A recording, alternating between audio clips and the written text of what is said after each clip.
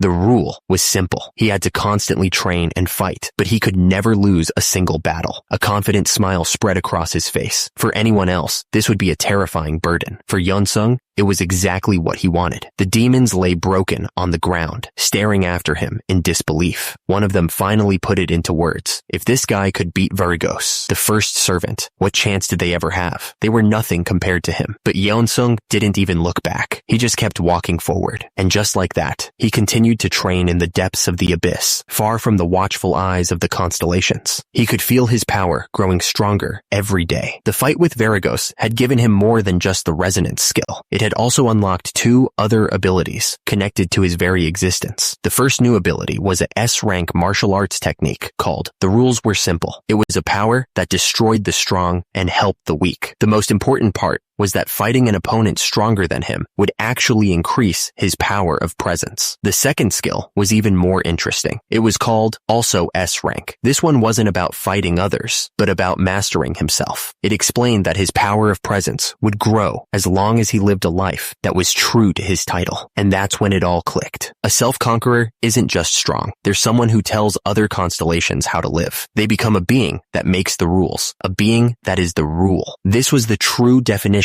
of a constellation. It made perfect sense. If a being like the Cardinal of Plague and Darkness suddenly started using healing magic, or if the Dominator of Blood and War started talking about peace, they would actually get weaker. Their power was tied completely to who they were. Yeonsung thought about the conditions. To use his new skills, he had to fight enemies stronger than himself, but at the same time, he could never, ever lose. It was a ridiculous challenge. A grin spread across his face. He loved it because it wasn't easy. With his mind made up, he decided to give it a try, and a bright light flashed, marking his resolve. Just as he was getting ready to test his new powers, Yeonsung felt something approaching. He could tell it was big, and he immediately guessed it was another monster coming to challenge him. He looked toward the source of the energy, and sure enough, the ground itself was breaking apart in the distance. But instead of feeling nervous, a small smile formed on his face. He was actually hoping this thing was stronger than him. A moment later, a massive shadow fell over him. Something enormous was crashing down from the sky, sending rocks and dust flying everywhere as it descended right on top of him. It wasn't a normal monster at all. It was a huge, dark, round creature with a single glowing eye and a mouth full of sharp teeth. It let out a deafening roar as it got closer. But when Yeonsung finally got a clear look at it, his battle-ready expression completely vanished. His eyes went wide, not with fear or excitement, but with pure, stunned confusion. This was not what he was expecting at all. The creature that landed wasn't some random monster. It was a massive snake made of stone with glowing white eyes. It looked down at Yeonsung and let out a single, familiar cry. At that sound, everything clicked. Yeonsung's shock turned to pure disbelief as he recognized the giant being. He called out its name, completely stunned. It was the massive stone serpent looked down at him, its cry echoing in the strange space. Yeonsung's mind reeled for a second before it all clicked. He shouted out the name in utter disbelief. It was Onyx, his old friend. The tension completely vanished, replaced by pure joy.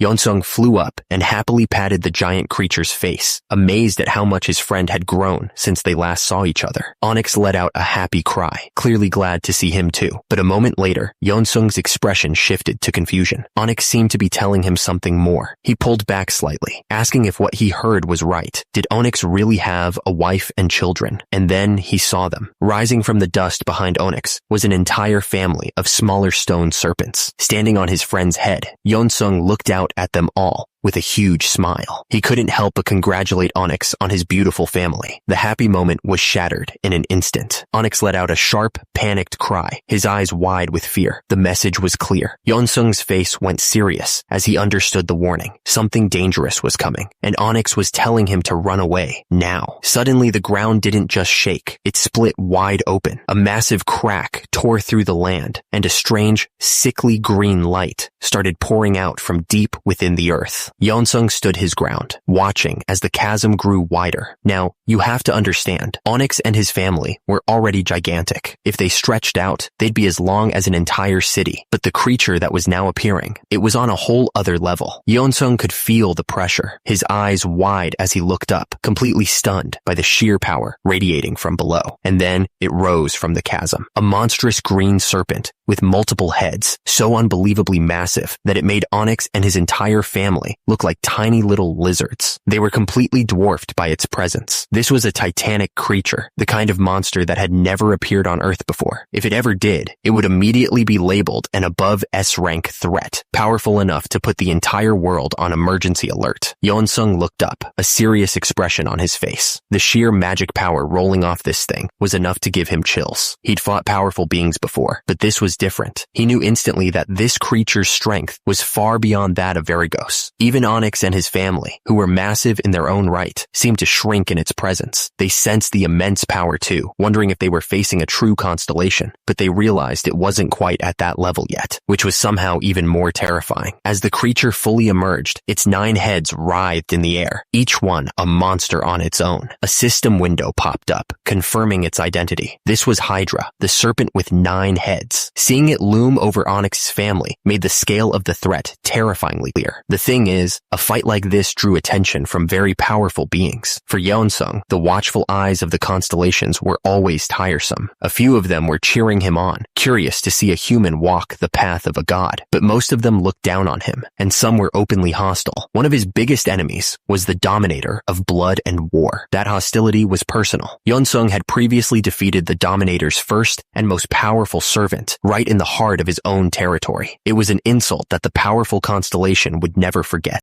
To them, Yeonsung was like a wild beast that hadn't fully grown yet. They saw his potential, and they were determined to use any means necessary to stop him from ever becoming a true constellation. And that's exactly why he went to the neutral zone of the abyss, a place free from the prying eyes of the constellations. But it came with its own set of problems. In a lawless place like this, only the strong could survive. The Hydra didn't waste any time. 2 of its heads lunged forward, unleashing blinding beams of pure energy right at him. This zone was dominated by monsters whose strength could rival a constellation's. But unlike the gods, these creatures weren't bound by any rules. They were just pure, destructive power, and the ground itself shattered from the force of the blast. Yeonsung gritted his teeth, holding his ground against the incredible magic power washing over him. He could tell the creature wasn't being precise. It was just trying to overwhelm him with sheer, brute force. Just as he was bracing for the attack, the system lit up. A message appeared, explaining that his skill was now active. This was a huge deal. It meant that if he could somehow defeat this Hydra, his powers would get a massive boost. And that wasn't all. A second message popped up. His other new skill, Itos, was also activating. Choi Yeonsung felt a surge of energy course through him. The system was telling him that just by fighting this monster, his very existence would grow stronger. Then, a third notification appeared, and this one was the most important. His title, the very core of who he was, began to resonate. The universe itself was responding to him as he stood up, his expression completely calm and focused. The Hydra's head lunged forward, roaring right in his face, its fangs dripping, but Yeonsung didn't even flinch. At that moment, the system's voice echoed in his mind, reminding him exactly who he was. The system urged him to live a life that matched his title. Yeonsung's eyes narrowed with focus. He understood completely. His skills, his very being, were demanding that he fight this thing.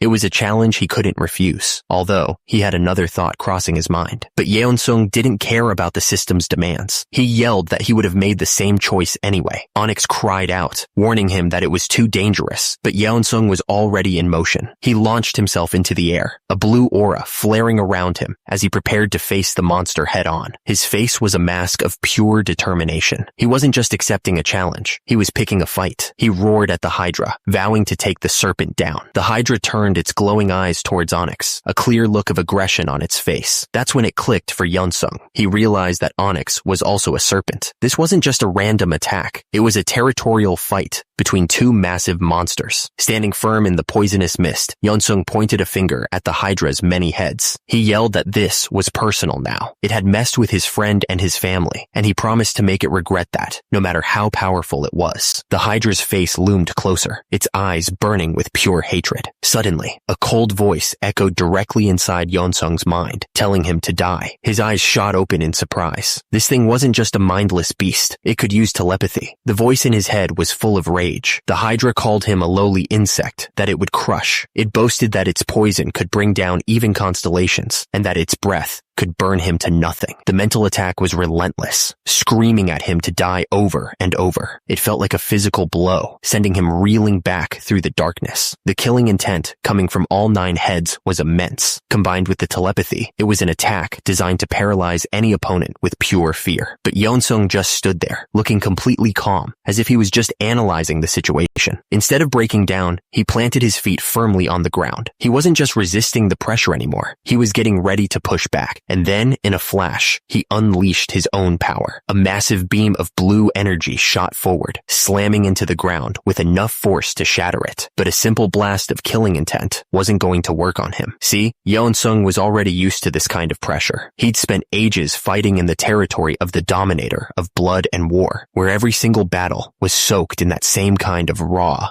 murderous energy. The massive creature could feel it. Its mental attack, which should have frozen any normal being with terror, had done absolutely nothing. For the first time, a flicker of shock appeared in its golden eye. Without giving it a moment to recover, Yeonsung struck back. A blade of pure blue energy shot forward and sliced clean through one of the Hydra's heads, which let out a piercing scream of pain. He took a deep breath, his expression completely calm. But nearby, Onyx's 2 small children were whimpering in terror, watching the monstrous battle unfold. That attack sent the Hydra into a rage. All of its heads whipped around to face Yeonsung, screaming in fury. It couldn't believe some lowlife had actually dared to hurt it. But Yeonsung just stood his ground, surrounded by the snarling beasts, as blue energy crackled around him. But the victory was short-lived. The stump of the lost neck started bubbling and twisting, and in a grotesque display, a brand new head grew right back in its place, letting out a furious scream. A system window popped up, explaining exactly what had just happened. The Hydra had a skill called Undying Regeneration. This meant just cutting off its heads wasn't going to be enough to win. The newly formed head glared down at Yeonsung, its voice echoing directly in his mind. It actually praised him for being strong enough to cut off its head, but then it added a chilling promise. He would have to pay the price for daring to damage its body. The creature continued its telepathic taunt, its other heads hissing in agreement. It boasted that its poison was legendary, so powerful that not even the greatest heroes sent by other constellations had ever been able to survive it. Yeonsung's eyes widened slightly as the message came through. He was stunned. The Hydra was telling him exactly what it was going to do next. He couldn't figure out why until the reason hit him with full force. It was telling him because it didn't matter. The monster was so confident in its power that it believed he was helpless, even if he knew the attack was coming. And to prove its point, the Hydra just stared him down. It didn't move, didn't attack yet. It just held his gaze with an expression of absolute certainty, radiating an aura of a creature that had never known defeat. The Hydra's voice continued to echo in his mind, its words filled with absolute certainty. It claimed to be the dominator of this entire territory, a being so powerful that not even a constellation would dare to touch it. This, it explained, was why it announced its moves. It believed its opponents were so far beneath it that knowing what was coming made no difference at all. It wasn't a fight. It was the Hydra, simply declaring the fate of those it considered lowlifes. And in the monster's mind, there was only one possible outcome. Its opponents just had to accept their inevitable doom. But just as it finished its grand speech, something caught its attention. A tiny spark of bright blue light appeared in the air. For the first time, the massive creature looked genuinely confused. In the next instant, that tiny spark erupted into a massive explosion of pure energy. The blast completely swallowed the Hydra's heads, and the once confident monster let out a piercing shriek of pain and shock. The Hydra's voice echoed in Yeonsung's mind, filled with pure shock. The monster couldn't understand how he had possibly survived its poison, but Yeonsung just floated in the air, surrounded by a calm blue energy, completely unharmed. Yeonsung grimaced, not from any pain, but from the sheer volume of the monster's telepathic screaming. He thought to himself that his head felt like it was about to split open. He knew that without his unconquerable poison immunity skill, he would have been in serious trouble. The thought of being called a lowlife by this thing made his anger flare up. As he looked at the energy gathering in his hand, he realized something felt different. This power was new. He compared it to his fight with Varigos, and knew this wasn't just from his usual techniques. It felt like something more fundamental was changing inside him. Enraged by his defiance, the Hydra let out a deafening roar that shook the very ground. Its massive heads lunged forward, ready to tear him apart. But Yeonsung didn't even flinch, standing his ground against the giant beast.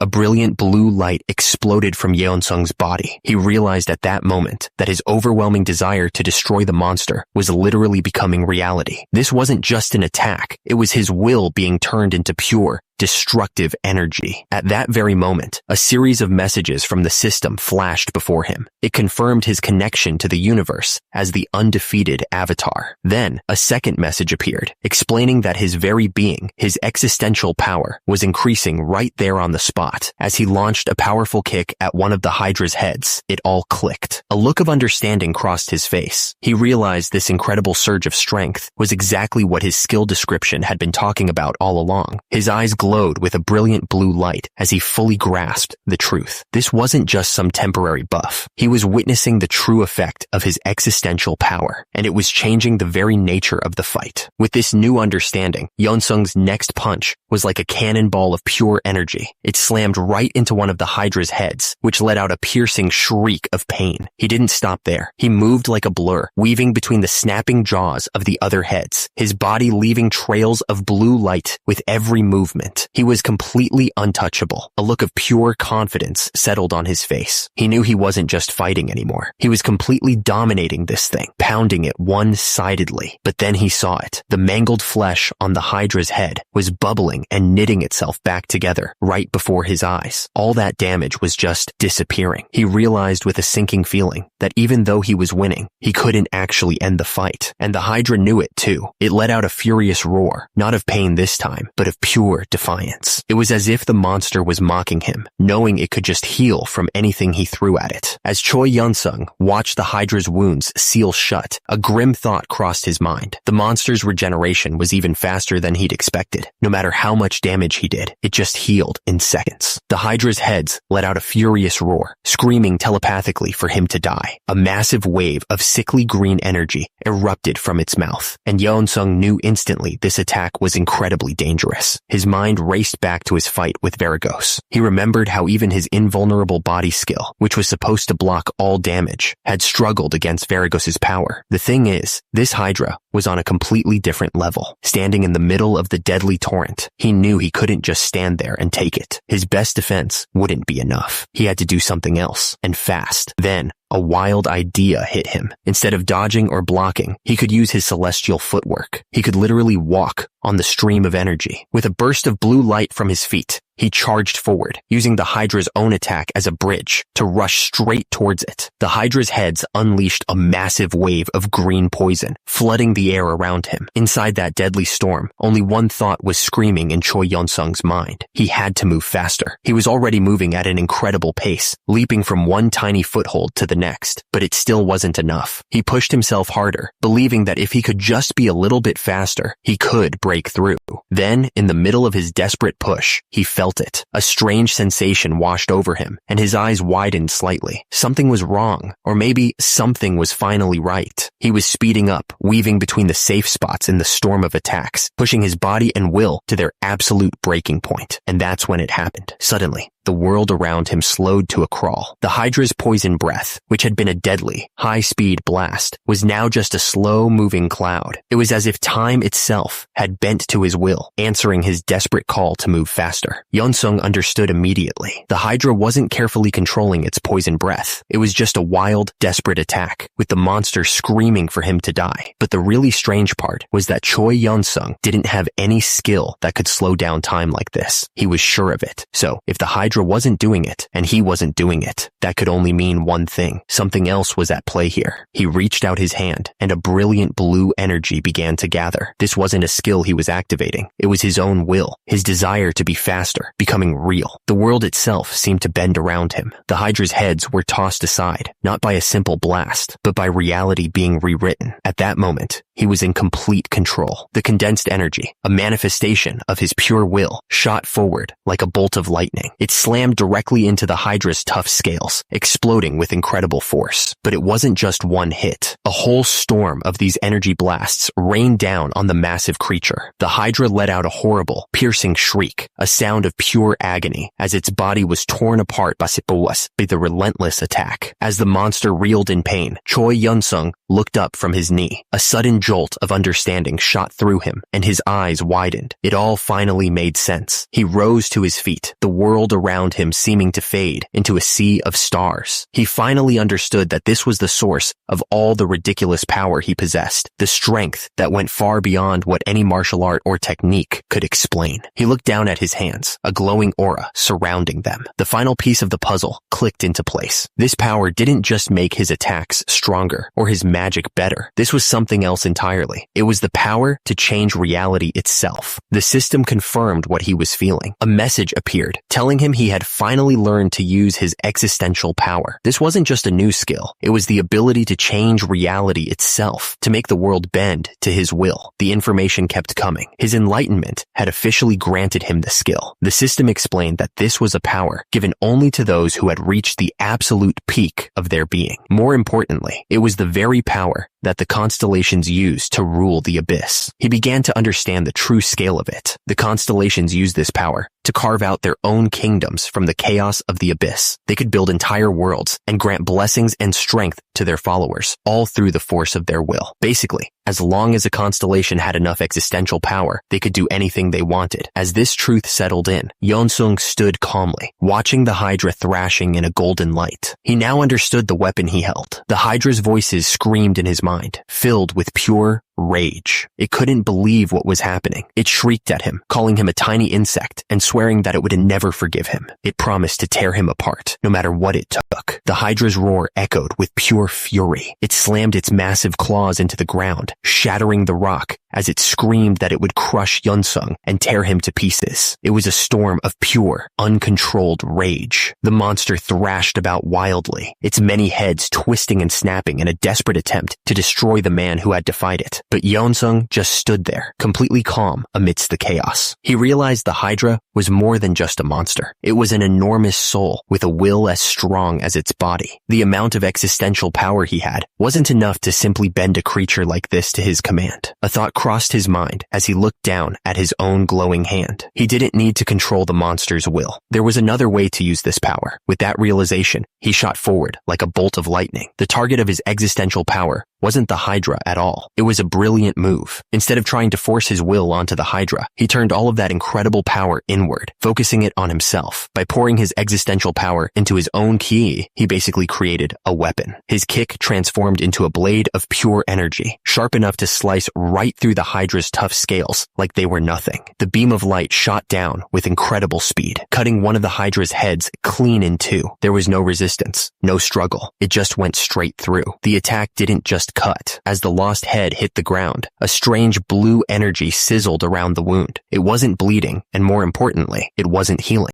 At that moment, the Hydra finally understood. This new power wasn't just for cutting. It was the perfect counter to its undying regeneration skill. The other heads stared in pure horror, letting out a telepathic shriek of disbelief. For the first time, it felt true fear. Even as his energy tore the monster apart, Yeon-sung was completely calm. He took a steadying breath, reminding himself not to get carried away. To him, this wasn't just a fight for his life. It was another part of his training. The Hydra's remaining heads stared at the lost one on the ground, and pure terror washed over them. Its telepathic voice shrieked in disbelief, unable to process what was happening. Its regeneration had completely stopped, and it couldn't understand how this tiny human could have done it. Panic began to split the monster's thoughts. One of the heads desperately suggested that they had to run away. Its plan was to find a cave and hide until their regeneration finally returned to normal. But another head recoiled at the very idea. It roared back in fury, absolutely refusing to humiliate itself. by hiding. Its pride was too great. It told the other head to shut up, unwilling to accept such a shameful defeat. The more fearful head tried to make the other one see reason. It shrieked that they were going to die for real this time. Neither their poison nor their flames had worked against Yeonsung. Without their ability to regenerate, they were completely and utterly finished. The Hydra's pride was completely shattered. It let out a telepathic roar, screaming that in its tens of thousands of years of life, it had never faced such humiliation. But Yeonsung wasn't listening to its complaints. He was already in the air, gathering all of his energy into one final, decisive blow. He brought his foot down with incredible force, ready to finish this. The attack came down like a pillar of light. A massive beam of pure blue energy slammed right into the Hydra's main body, pinning the giant creature to the ground. The moment it hit, the energy just erupted. A huge explosion of blue light completely swallowed the monster, tearing through the air with raw power. When the light finally cleared, all of the Hydra's fight was gone. Its remaining heads just stared blankly into space, completely stunned. All that was left was a weak, pathetic little whimper. As the last remnants of the battle's energy faded away, Yeonsung stood there, his back to the fallen monster. He gave a simple mental farewell to the creature he had just defeated. He took a moment to catch his breath, a single drop of sweat running down his face. It had been a tough one, but he couldn't help but feel a sense of satisfaction. It was a good fight. Standing before the massive, defeated Hydra, Yeonsung was flooded with messages from the system. It told him that because of his skills, self-conquer and subdue the strong, his existential power had increased. The universe was resonating with him more strongly now, and he was completely covered in the monster's blood. And that's when the most important reward appeared. The system announced that he had just acquired an A+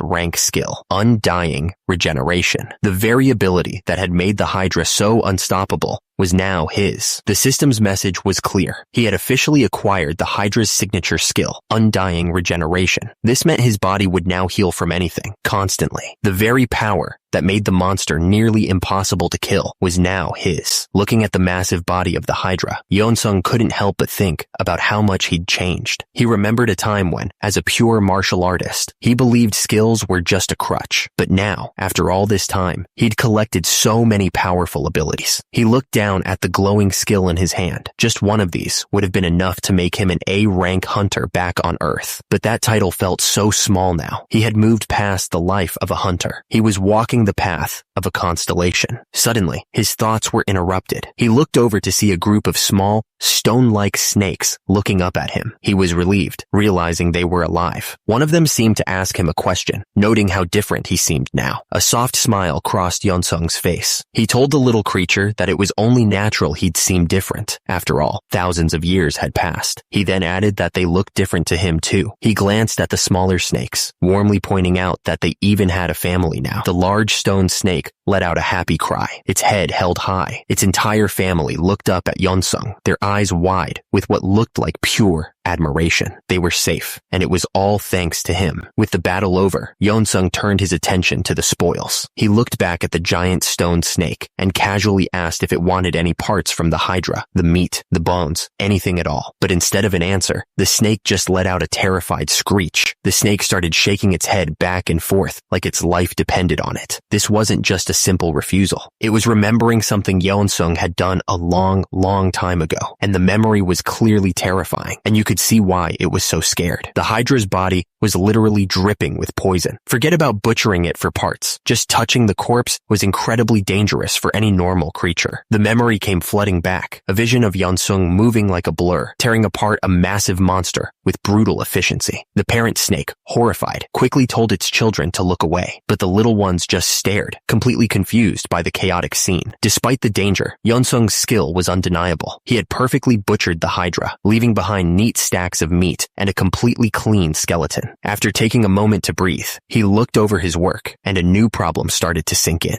He was standing in front of a literal mountain of meat. There was no way he could carry all of this with him. He sighed, thinking he might have to stay here and eat the entire thing before he could move on. But just as he was worrying about this, the giant stone snake he'd saved slithered toward him. It stopped and seemed to offer him something. Yeonsung looked confused, asking if the creature really wanted him to take it. The snake let out a series of happy cries, pushing a small necklace toward him. Yeonsung's expression softened as he understood. The snake wasn't just giving him a random object. It was a thank you gift for saving its family from the Hydra. He held the item in his hand, and at that that moment, a message from the system appeared. It identified the gift as a powerful artifact, the dimensional pocket necklace. It was the perfect solution to the exact problem he was just facing. He stared at the strange object in his hand, a bit confused. The system called it a dimensional pocket necklace. As he looked, it began to glow with a strange purple light, and the giant snake's mouth opened wide, unleashing some kind of power. Suddenly, Yeonsung was lifted into the air as the necklace unleashed an incredible force. Beams of light shot out, pulling in the massive piles of hydra meat that surrounded him. He couldn't believe it. This tiny necklace could actually store the entire mountain of food. It wasn't just the meat, either. The necklace was also pulling in the hydra's bones and its tough leather. These were incredibly rare materials, perfect for crafting powerful weapons and strong armor. In just a few moments, the entire area was clean, with every last piece of the giant monster disappearing into the tiny necklace. Of course, all these amazing materials were useless if he couldn't find a way to actually process them. But then, a brilliant idea hit him. This necklace didn't just solve his food problem. He could finally store his heavy pot and all the rare minerals he'd been forced to carry around. This one gift from the snake just changed everything. With all the hydra parts stored away, Yeonsung turned his attention back to his cooking pot. He mentioned to the giant snake that he still had all the adamantium it had given him, plus some more he'd found. The problem was, he still hadn't figured out a way to actually process the super hard metal. A smile spread across his face as he started thinking about the possibilities. If he could just find a way to melt it down, he'd have enough to make a proper frying pan and a cutting board. For a guy who had just defeated a legendary monster, his goals were surprisingly simple. Just then, the giant snake nudged forward, offering him a strange, glowing purple rock. Yeonsung took it, surprised. He asked if the snake had really just found this thing while eating other rocks, and the creature seemed to nod in agreement. The thing is, ever since Yeonsung decided to walk the path of a constellation, his whole world had changed. He could suddenly see messages from other godlike beings, and even sense the power levels of creatures like the Hydra. His ability to understand the necklace wasn't just a lucky guess or a moment of insight. It was because he had reached the peak of his existence and could now use a fundamental force called existential power. Basically, he had become able to listen to the world itself, and as he held the purple rock, the world spoke to him. It told him this was orichalcum ore,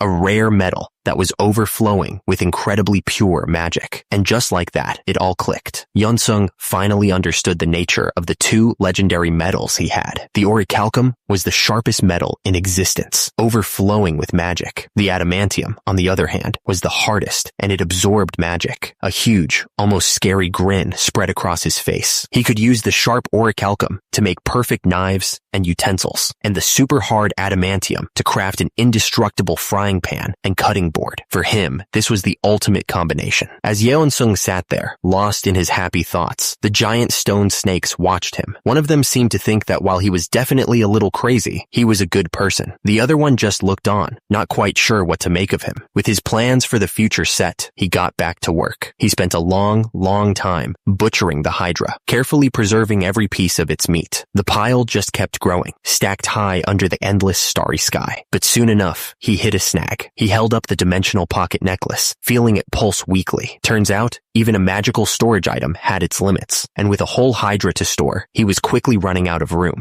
Faced with a mountain of meat and nowhere to put it, Yeonsung came up with a simple solution. He announced that he'd just have to eat the rest. The giant stone snake let out a confused cry, not sure what was happening. But Yeonsung just gave it a confident grin, telling the creature not to worry. He then turned to Onyx and promised that it could eat too. At that moment, the giant snake started shaking with pure joy, letting out an excited roar. It was clearly thrilled by the offer. And this wasn't just some random idea. Turns out, for thousands of years, Yeonsung had operated the Demon Inn, where he spent a ton of time on cooking research. His abyss cooking skills were at a seriously high level, but this time was different. The Hydra meat wasn't going to be an easy ingredient to work with. His expression hardened, showing just how seriously he was taking this. This was the meat of a being that had refused to become a constellation subject and had survived on its own power. It was an ingredient totally unlike anything he'd ever seen, even back in the domain of the dominator of blood and war. See, the thing about monsters from the abyss this is that eating them can make you stronger, but there's a catch. If you don't handle the meat perfectly, it turns into a deadly poison instead. And the Hydra meat was practically radiating with dangerous energy. But a little poison wasn't going to stop Yeonsung Choi. He looked at the dangerous ingredient not with fear, but with total focus. He never backed down from a challenge, because for him, everything was a form of training. Mastering a tricky ingredient was just another way to sharpen his skills. He channeled his energy, carefully preparing the meat and neutralizing the poison within it. Once it was ready, he offered the food to one of the giant stone snakes. He told it to give it a try, joking that it must have lost a lot of, well, rock mass from taking care of its kids. The creature just let out a quiet, hesitant whimper. Yeonsung explained that he'd prepared it raw, in case the snake wouldn't like it cooked, but the creature was still unsure, its thoughts filled with how it primarily eats rocks. Yeonsung pressed on, telling the snake that it needed to eat this to properly recover. Yeonsung's voice was warm, but there was no backing down. He was trying to help, but the giant stone snake was paralyzed with fear. See, Yeonsung had saved it by defeating the Hydra, but that just proved how incredibly powerful he was. The snake was completely terrified of him. The creature was trembling. It had been able to run and hide from the Hydra when it was alive, but this was different. There was no escape from its savior, offering it what looked like horrifyingly dangerous food. Yeonsung just kept encouraging it, telling it to be a good boy and eat. Finally, the pressure was too much. The snake gave in. It slowly lowered its head, hesitating for just a second before taking a bite of the meat. The moment it started chewing, something happened. Its eyes shot open, and it reared its head back in shock. This wasn't poison at all. A brilliant, golden light suddenly exploded from its body, shining so brightly it lit up the whole area. The dangerous food was actually a source of incredible energy, and the snake was absorbing all of it. The giant stone snake was so excited, it started calling for its whole family, telling the kids and its mate to come and try the food. Yeonsung just smiled, looking genuinely happy that the creature liked his cooking. In moments, the rest of the stone snake family gathered around him. The big one looked at Yeonsung, its thoughts filled with confusion. It couldn't understand how this was possible. Hydra meat was supposed to be full of deadly poison. Suddenly, an image of Yeonsung as a master chef appeared, surrounded by flames. He gave a confident thumbs up, explaining that he'd taken care of the poison himself. He said there was no way he'd give something dangerous to his friend and his family. Hearing this, the entire family of stone snakes just fell silent. They all stared at him with wide, unblinking eyes, completely stunned. Their fear was gone, replaced by something else entirely. That's when a message from the system popped up. It told him that his act of kindness had a huge impact. The giant stone snake and its entire family now trusted and revered him. Yeonsung looked up, completely caught off guard by the notification. He felt a surge of energy, and the system immediately confirmed what was happening. A message appeared, telling him that his number of followers as a constellation had just increased. He looked down at his hands, completely stunned by the sudden change. It wasn't just a number on a screen. It was real. Another message popped up, explaining that his existential power had increased. For the first time, Yeonsung could actually feel the strength his new followers were sending him. A warm energy flowing from the snake family right into him. In that single moment, everything clicked into place. Yeonsung Choi finally understood the entire game. He realized why the constellations were so desperate to gather followers, and more importantly, why they were all so obsessed with Earth. Earth was the ultimate prize, a world filled with tens of billions of potential followers. Any constellation that managed to get its hands on the planet would gain enough power to completely change the balance of the entire abyss. This new understanding gave him a powerful sense of urgency. Standing beside his new friend, he looked out at the strange sky with determination. He knew he had to find a way to return to Earth, and he had to do it quickly, before the goddess's terrible prophecy came true. But just as Yeonsung was taking it all in, he noticed something was off. He looked over at the giant stone snake, which was still chewing on the Hydra meat, and asked if everything was all right. The creature didn't seem to respond, just kept munching away. He fell silent, a bead of sweat forming on his face. His expression shifted from curiosity to genuine worry as he watched the creature. And then he saw it. The stone snake's body had suddenly bloated to a massive size. A wave of panic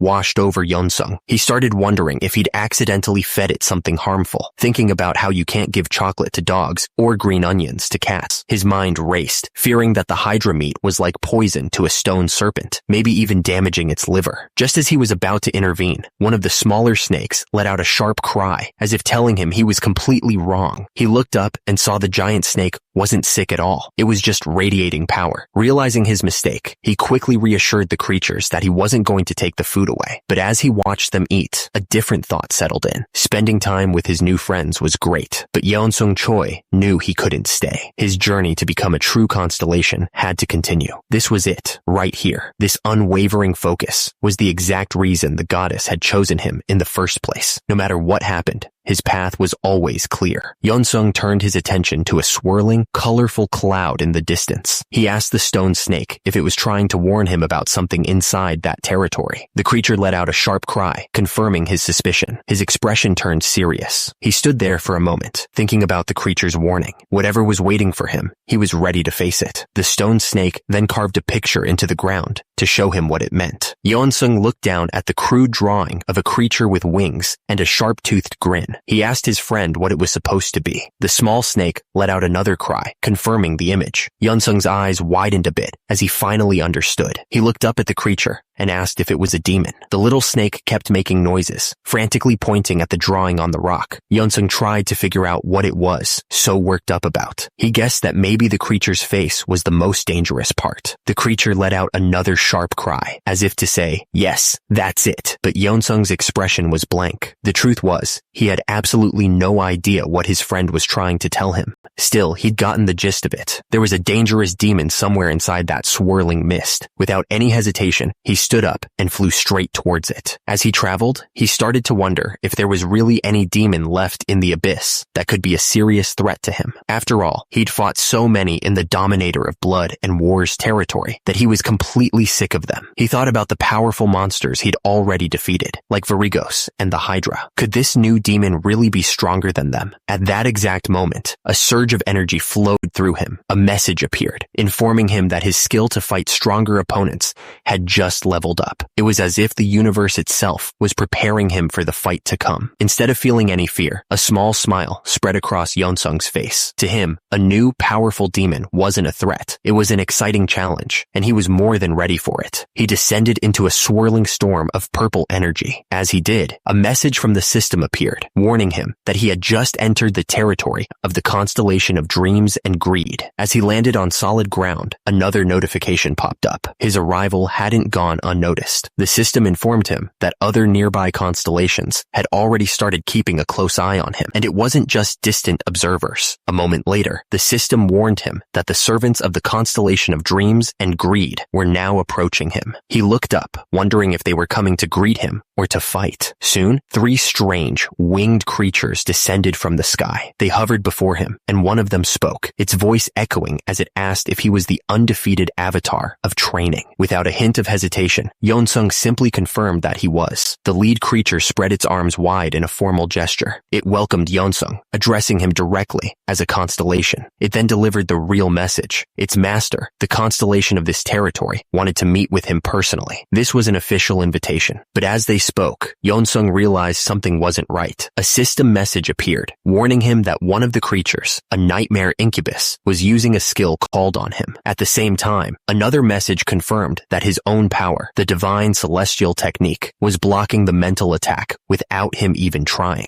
Yeonsung looked back at the 3 of them, his expression unimpressed. He told them that trying to mess with his mind was a pretty rude way to say hello. The creatures seemed flustered and quickly apologized, claiming it was an ability they couldn't fully control. They tried to save face, adding that they knew their weak powers wouldn't have worked on a great constellation like him anyway. As notifications about their failed attacks floated around him, Yeonsung just smiled. He then corrected them on one very important detail. He wasn't actually a constellation. Not yet anyway. The creature looked at him and said with confidence that they believed he would become a constellation very soon. Yeonsung was genuinely surprised by the comment. He admitted that in all his time in the abyss, that was the kindest thing anyone had ever said to him. Still, he was cautious. He asked them what would happen if he simply refused to meet their master. The servant explained that their master had instructed them to just let him go on his way if he declined. They swore on their master's honor that this wasn't some kind of trap. They promised him that this meeting wouldn't have any negative consequences for him. With that assurance, Yeonsung's curiosity won out. He asked what it was their master wanted, and then finally agreed to meet them. As one of the creatures led him through the strange, blocky territory, a thought suddenly occurred to him. He asked his guide if by any chance they had heard of a planet outside the abyss called Earth. The creature paused, repeating the name as if trying to remember something. The servant thought for a moment. It explained that it seemed to remember hearing a rumor about Earth a very long time ago. Apparently, after some gates to the planet were discovered, the nearby constellations had gotten into a huge argument over it. Yeon-sung pushed for more details, his expression intense, but the creature seemed genuinely flustered, apologizing and admitting that they'd only heard a rumor. That was all the information they had. Trying to be helpful, the servant suggested that their master might know more. They then asked Yeon-sung directly if he had some special interest in Earth. Without hesitation, he confirmed that he did. The servant's eyes lit up with excitement. They explained that Earth had a huge number of souls, and that controlling the planet would be a massive help to him. But Yeon-sung flatly denied it, telling them that wasn't his plan at all, which left the servant completely confused. Looking straight at his guide, Yeon-sung revealed his true purpose. He wasn't interested in conquering Earth for himself. Instead, he was planning on stopping the other constellations from taking it over. The servant was stunned into silence for a moment, just staring at him. Then, with a look of genuine admiration, they told him that he wasn't just strong, but also incredibly honorable. It was clearly not the answer they were expecting. As they walked through the strange, dreamlike world, Yeon-sung thought about his guides. They were called nightmares, but they seemed pretty kind and decent. Even with their enchanting skills that they couldn't fully control, he just didn't get a dangerous vibe from them at all. But at that exact moment, another demon lunged forward, its face twisted in a mask of pure hunger. Its eyes were wide and empty as it screamed, demanding that they give it their desire. The effect on the other demons was immediate. Varigos, the purple-haired guide, looked completely stunned. He realized the succubus next to him was instinctively using her soul enchant skill on Yeon-sung, but his own power, the divine celestial technique, was just blocking it. Before things could get worse, two guards slammed the crazed nightmare to the ground, pinning it with their spears, but it kept struggling, screaming for them to let it go. It insisted they all wanted the same thing, to taste that pure, sweet desire coming from Yeon-sung. The creature kept raving about a desire for endless training and strength, yelling that it was going to go insane and just needed one bite. Finally losing his patience, Virgos glanced back with a cold stare. He threatened to seal the demon away for 300 years if it didn't shut its mouth. Yeon-sung looked over, completely confused by the chaos. Varigos, the purple-haired nightmare, was blushing and sweating, clearly struggling to keep himself together. He stammered, admitting that his kind was incredibly weak when it came to desire. The other demons behind them were shaking, barely able to stand. Putting the pieces together, Yeon-sung asked if they lived off the desires of other beings. When Varigos confirmed it, Yeon-sung just shrugged it off. He explained that his own desires probably weren't very appetizing, since he didn't care about normal things like finding a lover, eating good food, or sleeping in a comfy bed. But he was completely wrong. Varigos started trembling uncontrollably, his back turned to Yeon-sung. The nightmare struggled to even get the words out, trying to explain just how mistaken he was. That's when the succubus beside them spoke up, her eyes wide and lost in a trance. She explained that his desire wasn't for any of those normal things. It was a straight, pure desire just for training. And to them, she whispered, it was the most fragrant and sweet thing she had ever sensed. Yeon-sung just stood there, completely silent. For the first time, he seemed to understand. His single-minded focus on getting stronger wasn't just a personality trait. In this world, it made him a walking feast for these creatures. The nightmare quickly tried to backpedal, insisting that they were fine and could control themselves perfectly. He even pleaded with Yeon-sung to believe him, claiming he was a favored slave of his master. But Yeon-sung just looked at him, completely unconvinced. After a short walk, they arrived at a massive, temple-like building that seemed to glow with purple light. The nightmare stopped and gestured towards it, announcing that this was the home of the constellation of dreams and greed. He told Yeon-sung that his master was waiting for him inside. Yeon-sung turned to his guide and casually asked if he was coming with him. The question seemed to startle the nightmare. He flinched back, explaining that an insignificant being like him could never get in the way of a conversation between constellations. Yeon-sung just looked at him calmly and reminded him that he wasn't a constellation yet. He then told the nightmare that since he had guided him all this way, they should go in together.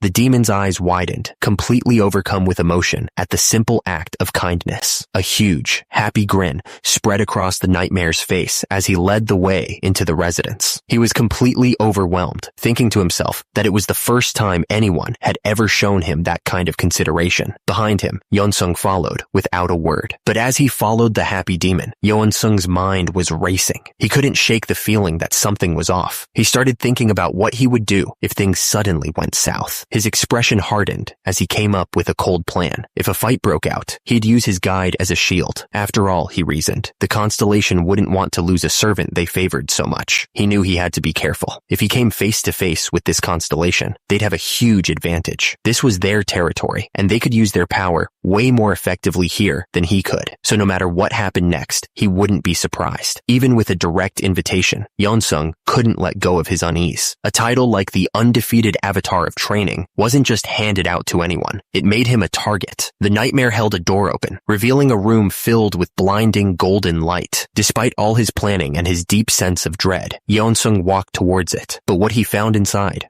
was not what he expected. The room was a huge, empty space filled with a blinding golden light. Yeonsung stood in the middle of it all, completely bewildered. This wasn't a throne room or a grand hall. It was just nothing. He looked down and saw his guide, the nightmare, lying motionless on the floor. He felt a strange sensation, almost like he'd just woken up from a deep sleep. Looking closer, he saw that the nightmare was still sleeping. At that moment, a voice echoed through the empty space, a voice filled with delight. It commented on how sweet and wonderful his desire smelled. The voice explained that its servant was having a wonderful dream, one where he was feasting on Yeonsung's desire with his permission. The power to control dreams like that. It could only be one being. Yeonsung's eyes widened as he realized who he was dealing with. The constellation of dreams and greed. The voice calmly confirmed that he was correct. Yeonsung whipped around, his expression filled with shock. Standing behind him wasn't some terrifying monster or a powerful godlike figure. It was a small, young girl in a simple white dress. She looked up at him with a knowing smile. She said she was aware he was the one causing such a stir in the abyss lately. Then, with a look of genuine curiosity, she admitted that she'd been wanting to meet him for a while. He stood silently in the vast, empty space, his back to the small girl. Her voice echoed, identifying him as the constellation who'd been causing such an uproar in the abyss. She then added that she'd been wanting to meet him for some time. He turned his head slightly, a faint smile on his lips. He politely corrected her, explaining that he wasn't a constellation yet. In his own mind, he was still a long way from reaching that level. The girl's response was immediate and absolute. She took a single, firm step forward, her voice cutting through his humble denial with just one word, no. She then explained her reasoning. The moment someone decides to follow the path of a constellation, they are, in every way that matters, already a constellation. She told him that the things he could do were exactly the same. She looked at him with a knowing smile, her purple eyes seeming to see right through him. To seal her point, she asked him a simple question that he couldn't deny. Wasn't it true that he could already use his existential powers? Yeonsung stared, completely thrown off. He couldn't believe it. This powerful being, the master of nightmares, was standing before him as a small child. It made absolutely no sense. Trying to make sense of the situation, he started to think back. His mind went to the moment he first stepped into the constellation's territory, trying to pinpoint where things went wrong. He remembered standing in that empty, golden space. At the time, he felt a strange sense of confusion, like he'd just woken up and couldn't remember how he got there. And that's when the feeling hit him, a deep, overwhelming exhaustion. He started to wonder if he'd had enough. After 10,000 years wandering the abyss, a voice in his head whispered that maybe it was time to rest. The feeling grew stronger as he remembered his accomplishments. He'd mastered the divine celestial technique and reached the peak rank. He was at the absolute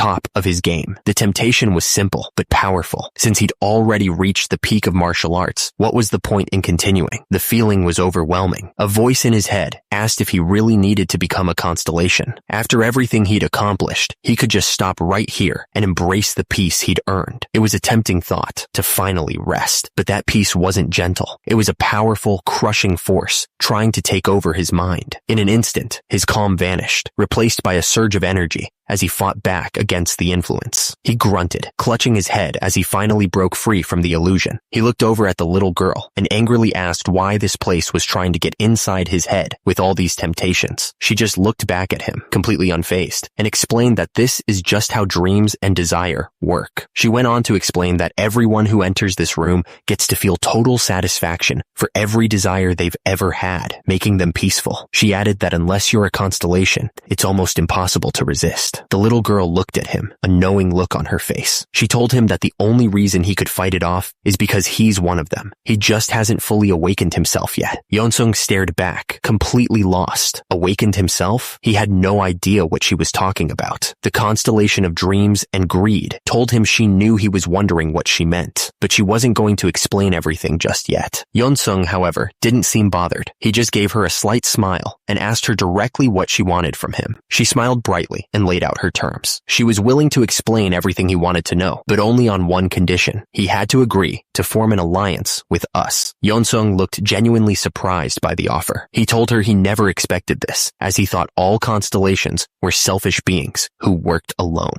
The little girl just laughed, agreeing with him completely. She admitted that they are selfish, but explained that it's a fundamental part of their existence. She went on to say that being selfish doesn't always lead to destruction and loneliness. Sometimes that very selfishness is what pushes them to form alliances with each other for their own survival and gain. Yeonsung seemed to understand her logic. He looked at her seriously and asked if she really thought that forming an alliance with him would be a benefit to her. She confirmed it right away, explaining that mortals think of them as gods, but the life of a constellation is actually incredibly difficult. She continued to explain the brutal world of the constellations. If any of them showed even a hint of weakness, the stronger ones would attack without a second thought. To survive in that kind of environment, the weaker ones had no choice but to form trustworthy alliances. And for some constellations, like herself, that endless cycle of survival of the fittest wasn't a future they wanted. The constant war and destruction wasn't good for everyone. She finally got to the heart of the matter. The destruction caused by the power-hungry constellations left nothing but misery. And in a world full of misery, there were no temptations or desires for her nightmares to feed on. Basically, their endless wars were starving her. Yeonsung listened and then offered his own, very practical solutions. He asked why she couldn't just expand her territory or even capture slaves to create some kind of desire farm. The constellation looked at him with a curious smile, remarking that only someone who was once immortal could have thought of something like that. Yeonsung's expression shifted. He caught her strange choice of words immediately. He looked at her, confused, and asked what she meant by that. The constellation of dreams and greed looked at him with a knowing expression. She addressed him by his full title, the undefeated avatar of training, before explaining that constellations don't have the same kind of freedom that mortals do. She used him as an example. Just as he was bound by his title to never accept defeat or laziness, she was bound to her own territory. If she tried to get involved in matters outside the realm of dreams and desires, she would risk losing her power and becoming weaker. Suddenly, the world around them changed, showing them a bustling city far below. She explained that to feed her nightmares, she needed high-quality, complex desires, not simple things that come from fear, but the kind of ambitions and goals that only come from a changing, developing world. She turned back to face him, her point finally becoming clear. Even though she was the god of nightmares, she admitted she had one huge weakness. She couldn't change reality itself. Yeonsung's eyes widened as it all clicked into place. He bluntly stated that if she couldn't live without others, it basically made her a parasite. He quickly tried to take it back, stammering that he just meant it was a little strange. Behind him, the constellation just giggled, clearly amused by his directness. Yeonsung processed everything she'd said and put it into simple terms. He asked if she was basically trying to form an alliance with weaker, less greedy constellations to survive. The constellation of dreams and greed just looked up at him and confirmed that he was exactly right. But Yeonsung was still wary. He pointed out that she had just revealed a huge weakness to him, a complete stranger. He asked what would stop him from taking advantage of her if he was actually a greedy person. The constellation calmly admitted that it was a possibility, but she had a feeling he was better than the other constellations out there. The thing is, she wasn't just taking a wild guess. The constellation had already looked into Yeonsung's dreams and desires, and that's how she'd made her judgment. But she knew telling him that would probably just make him angry. Completely unaware of this, Yeonsung continued to warn her, saying that being so careless was a dangerous way to live in the abyss. As she looked at him, she could feel the immense desire radiating from him. It was a huge, overwhelming energy. But what was so strange was that there was no hint of a desire to conquer others or a hunger for power. It was something else entirely. All she could see in him was a pure, endless desire for training. His mind was racing with thoughts of doing 1,000 punches a day, worrying about losing his strength if he slacked off, and even a plan to cook with every single ingredient in the abyss. It was a single-minded obsession, more powerful than any greed she had ever seen.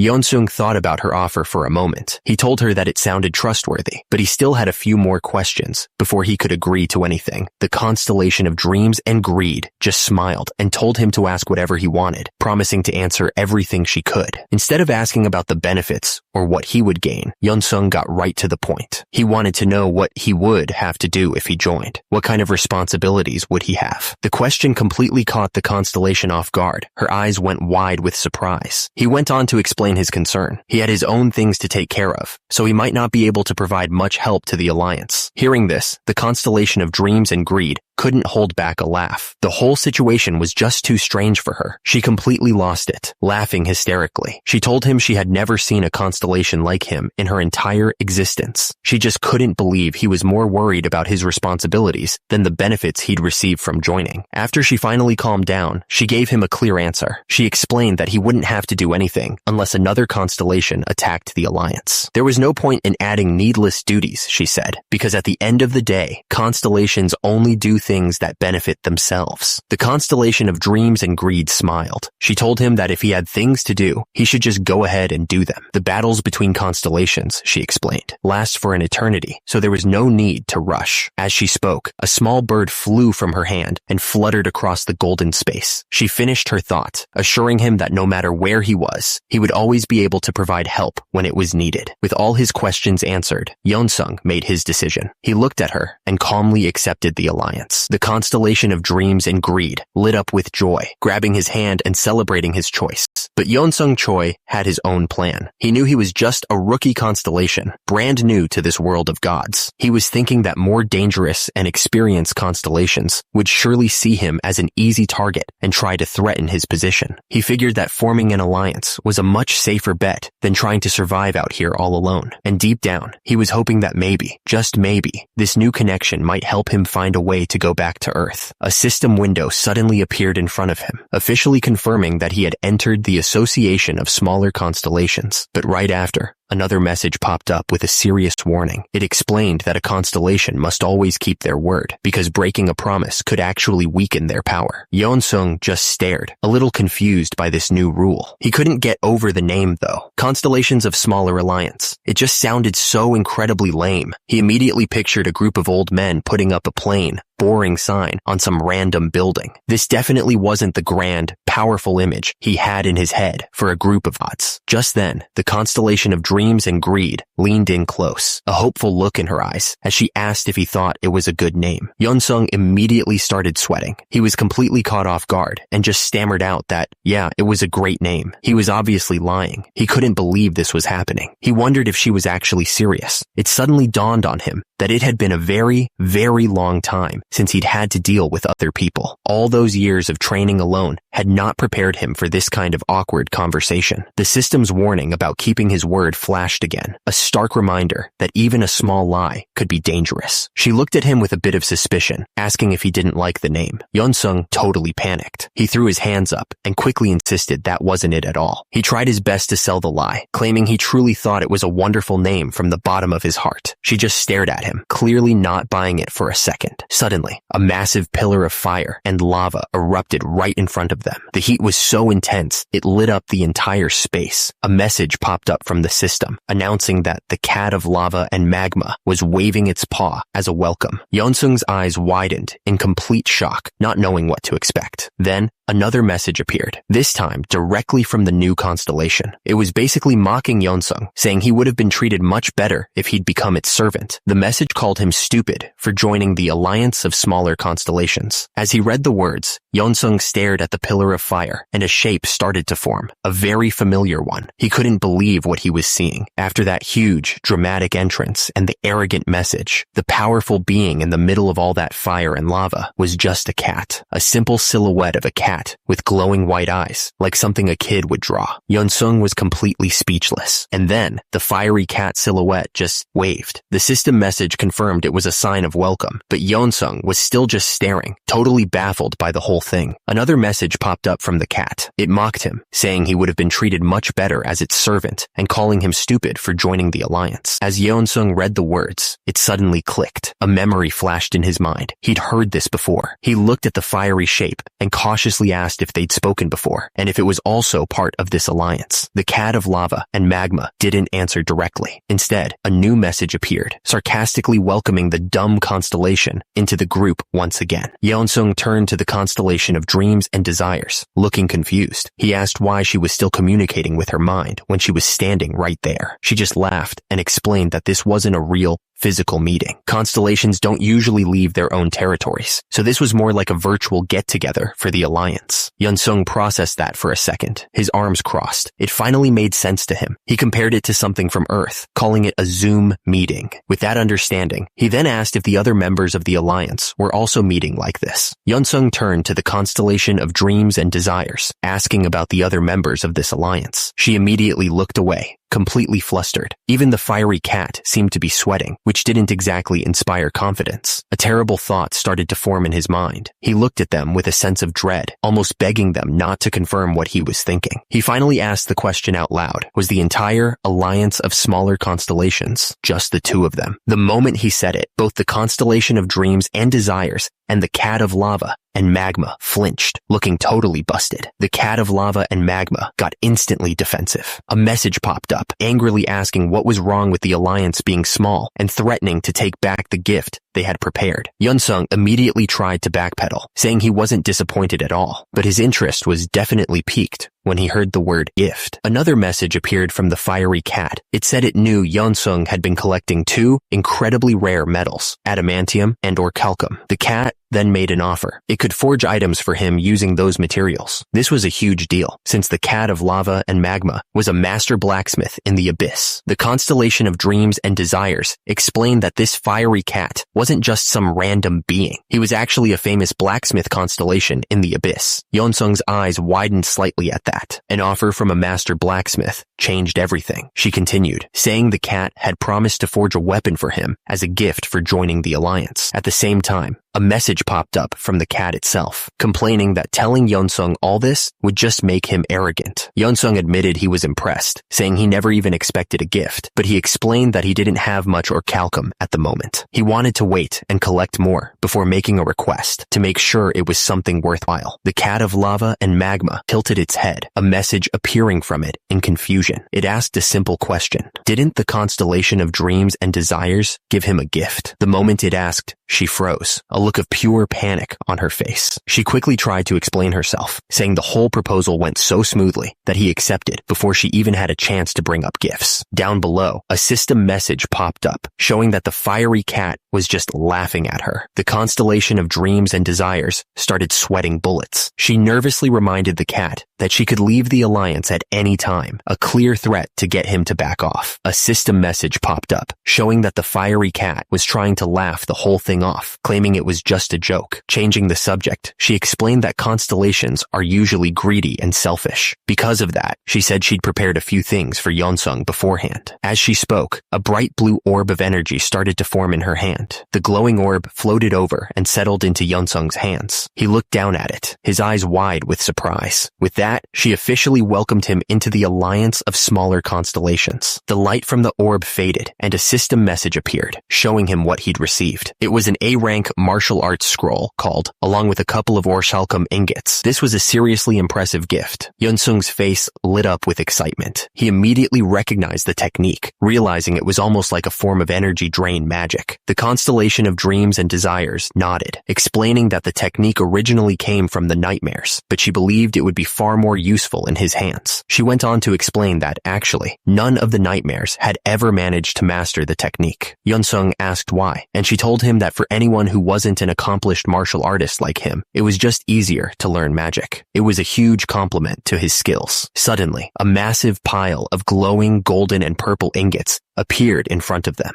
The constellation of dreams and desires was stunned. She couldn't believe he'd collected so much even before becoming a constellation, and asked just how long it took him. Yeonsung just crouched down next to the pile, thinking for a moment. He casually replied that he figured it was around 10,000 years. He added that it had been a while since he'd even bothered to count the years, which just made the whole thing sound even crazier. He looked up with a genuine smile, clearly happy with the gifts he'd received. He thanked her again and said that with all these materials, he could finally create the equipment he'd been wanting to make for a long, long time.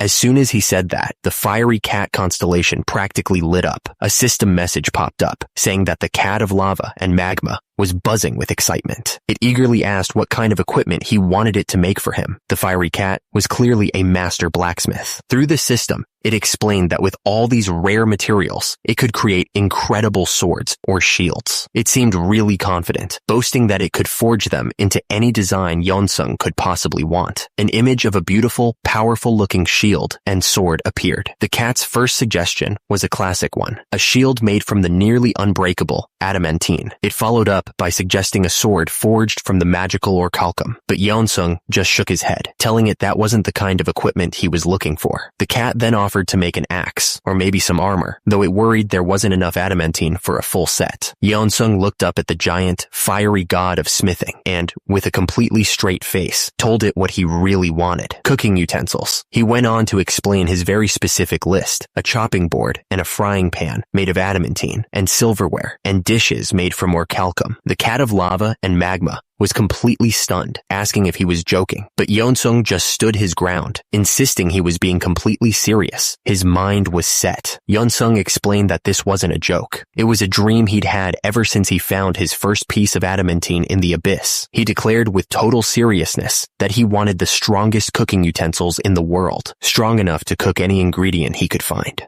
The cat of lava and magma just stared down at him. Its giant, fiery form was perfectly still, and its glowing white eyes were completely blank. There was just silence. The god of the forge had absolutely nothing to say. Then, its entire body started to twist and warp. The request was so unexpected, so completely out of left field, that the constellation's physical form was literally glitching out, unable to process what it had just heard. A system message appeared, announcing that the cat of lava and magma had no answer. It even suggested that the being might be dead. Its fiery body had collapsed into a twitching puddle on the ground. After a long pause, another message followed, stating that the cat was carefully trying to speak again. The cat's voice finally came through, whispering an insult and basically telling Yeonsung to go die in hell. But right after, the system confirmed that despite its complaining, the blacksmith was starting to work. Yeonsung looked a bit sheepish, feeling like he'd done something wrong. The constellation of dreams and desires just smiled, reassuring him that a promise was a promise. The cat had to make the items for him now. With the blacksmithing request settled, the constellation of dreams and desires turned her attention back to Yeonsung. She smiled gently and told him that, as promised, it was time to answer his question. She reminded him that he had asked what awakening really meant. Yeonsung looked at her seriously, ready to finally get some answers. He admitted that he was basically a rookie who had just stepped onto the path of a constellation and didn't understand anything yet. To explain, he started to describe a memory from his past. He told her that right after he defeated a powerful being named Varagos and reached the transcendent rank, he received a strange message from the universe. It said a resonance was growing stronger and that the world was waiting for him. He continued, adding that Varagos's final words were a direct command. The creature had told him to become a constellation. This was the moment that had left him so confused about his own identity. So, putting all the pieces together, Yeonsung explained his conclusion. He figured he was still just a human, a really strong martial artist, but that he was missing some final step to truly become a constellation. But as soon as he finished laying out his theory, she immediately cut him off, telling him he was wrong. The constellation of dreams and desires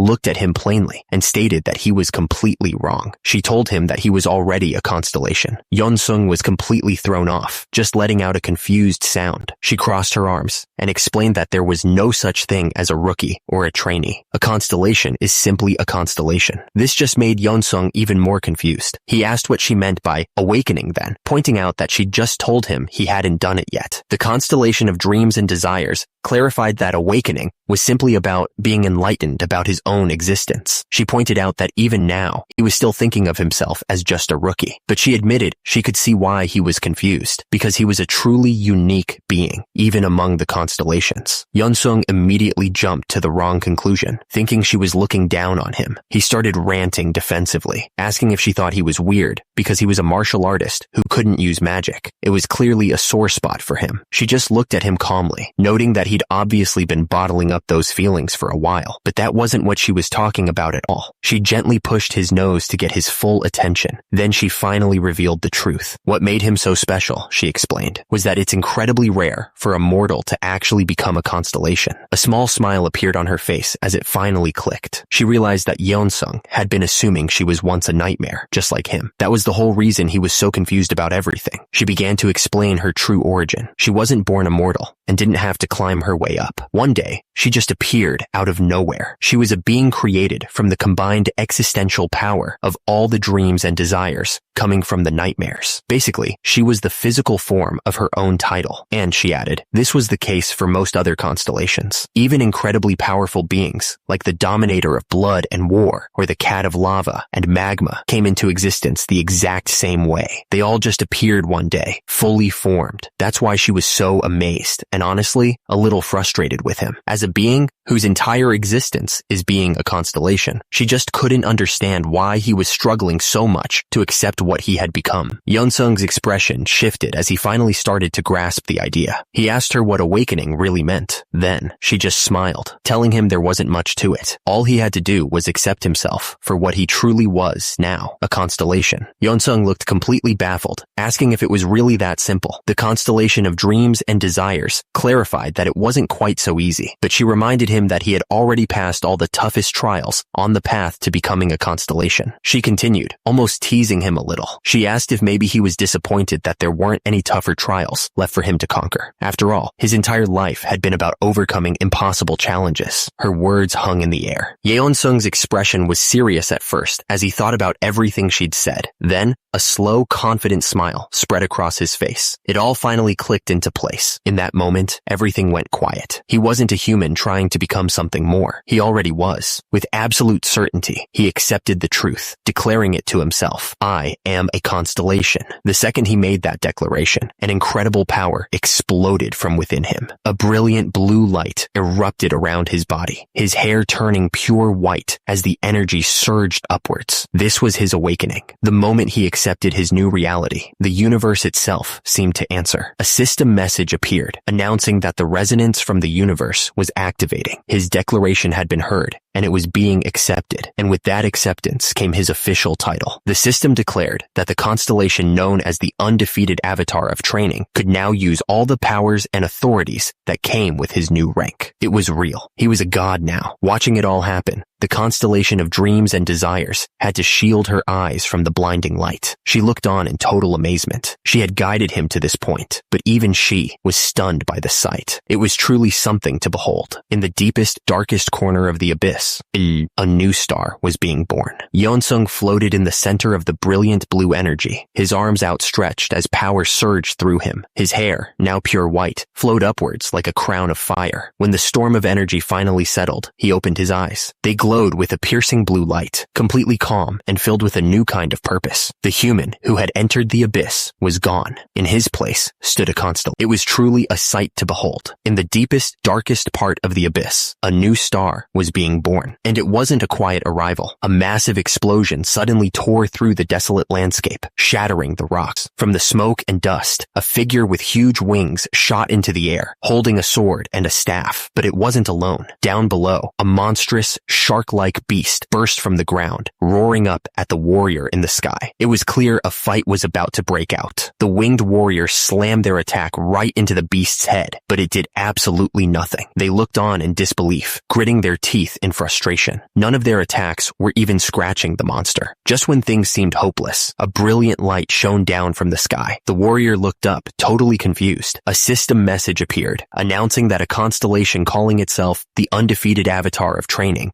was watching their struggle. A second message popped up right after. It said that this new constellation was offering them a blessing. The warrior's eyes went wide with shock. They couldn't believe it. A blessing for them? Without hesitation, the warrior accepted, shouting their thanks to the great constellation and promising to repay the debt. At that exact moment, beams of pure energy rained down from the sky, slamming into the giant beast and making it roar in pain. The monster was completely helpless. as the attacks continued, hitting it from every direction. Far away, watching it all happen, Yeonsung realized how to use his power. It was a strange feeling, almost like he wasn't learning something new, but just remembering how to do it. He marveled at his newfound power, realizing he could give out huge blessings with just a little bit of his energy. But his moment of excitement was cut short. His companion looked up at him, arms crossed, and asked what he thought he was doing, messing with someone else's follower. Yeonsung looked over, a bit embarrassed. He admitted that he hadn't even thought about that. His companion softened a little, explaining that since they were allies, it wasn't a huge deal. But if he'd done that to a stranger, it would have been seen as a serious insult. She warned him to be much more careful from now on. The warning hit him hard. He covered his face with his hand, sighing. She was right. He should have thought it through. He finally understood that a constellation's followers weren't just people. They were a direct reflection of their master's power and authority. To interfere with them, even to help, was a major sign of disrespect. It was a direct challenge. His mind replayed the warning. What are you doing to someone else's servant? It was a simple rule, but one that could get you into a lot of trouble if you broke it. And the more he thought about it, the more he realized this wasn't just about this one mistake. He understood that he could have figured this out on his own, just by taking a few moments to think. It was the same for so many of his other problems too. The memories of his past mistakes flooded his mind. He explained that because he didn't know he was already a constellation, he'd kept doing all these crazy, stupid things, thinking they were necessary trials to become one. He remembered being completely lost in the middle of the abyss and just assuming it was some kind of test from the goddess. He'd even looked at a violent mana storm and thought of it as a convenient way to travel, or just another challenge to beat. Looking back, he realized he'd jumped at any opportunity, thinking everything was just more training. As he sat there, looking a bit defeated, his companion spoke up. She reminded him of a very important fact. A constellation can see things far beyond what's right in front of them. She continued her lesson, telling him that if he ever did get a servant, he needed to focus on their existence. But Yeonsung just shook his head at the thought. To him, the idea was ridiculous. There was no way he would ever have a servant. He barely finished the thought when, somewhere far away, a little rock snake made of stacked stones let out a small, quiet cry. Turns out, he might have been wrong about that whole no servants thing. The constellation of dreams and desires noted that his little rock creatures were doing pretty well on their own. She then gave him his first real lesson as a constellation, explaining that he could use his existential power to expand his sight and see through their eyes. She went on, telling him not to worry about using the power because it recovers over time. And since a constellation's power can never go past its own limit, there was no point in saving it. Yeonsung immediately understood the concept, realizing it was basically like MP from the games he used to play. Everything started to click into place for him. He asked if this was how constellations used their servants to explore the massive abyss, by sending them out as scout units to map the unknown. The constellation confirmed his idea and added another layer to it. She explained that they also rely on allied constellations to understand the infinite abyss, because allies can share what they see. She then reminded him that since they had become allies, she was already sharing her sight with him. That's when Yeonsung brought up something he'd noticed. He told her there was one place he couldn't see, even with their shared vision. She wasn't surprised at all. She explained that he must be talking about the area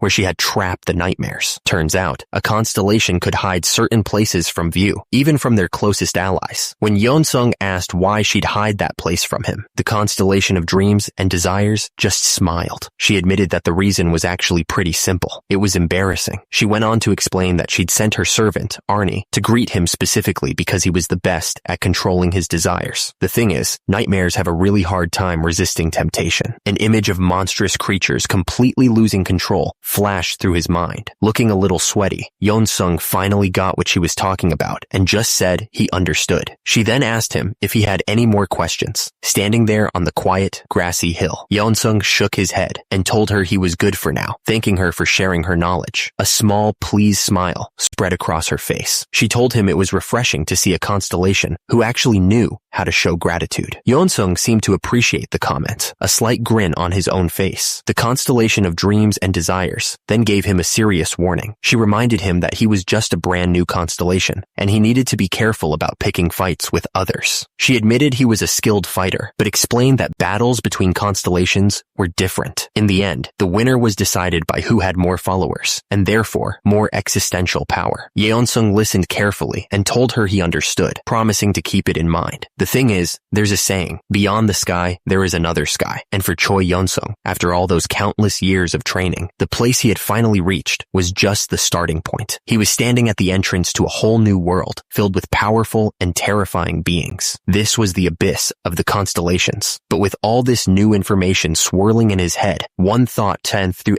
everything else. He turned to the constellation of dreams and desires and asked if she happened to know anything about a place called Earth. She paused for a moment, thinking. The name sounded familiar to her. She replied that she'd heard of it before and then asked if it was a planet located somewhere outside of the abyss. She went on to explain that Earth was well known, even in the abyss, because it had so many souls. A lot of powerful constellations were basically just waiting in line for the gates to finally open. Yeonsung's expression turned serious. He told her that he came from there. The realization suddenly hit him, and he asked with urgency if this meant the gate between Earth and the abyss had already opened. His mind immediately jumped to the worst-case scenario, thinking it must have been absolute chaos back home. But the constellation reassured him, explaining that thankfully, it wasn't nearly that bad. With her explanation, it all started to make sense to him. The constellations that came to Earth didn't just start a massive war with each other. Instead, they were all being careful, waiting for the right moment to act. He realized that if they had just started using their powers carelessly while competing over the planet, the fight itself would have been a disaster for everyone involved. She explained the situation was like a powder keg. If the constellations already on Earth got into a big fight, it would leave a huge opening. Another, stronger constellation could just swoop in, crush the weakened ones, and take the whole planet for themselves. So because of that risk, they were all focused on gaining followers instead of starting a war. She then looked at Yeonsung, telling him he must have been very lucky. The constellations that were near him when the gates first opened must have been the kind ones. She warned him that if he'd run into an evil or aggressive constellation, things would have gone very differently. They would have tried to make him submit by force, without even thinking about the risks involved. Yeonsung was surprised, asking if they would really do that, even with all the risks involved. Her answer was simple and certain. They absolutely would. As a small, fiery cat-like creature appeared between them, Yeonsung let out an of relief. He admitted it would be a terrible feeling to leave your home planet in the hands of some unknown god. He then realized that if the constellation who claimed Earth's souls was an ally, it would be a huge benefit for them too.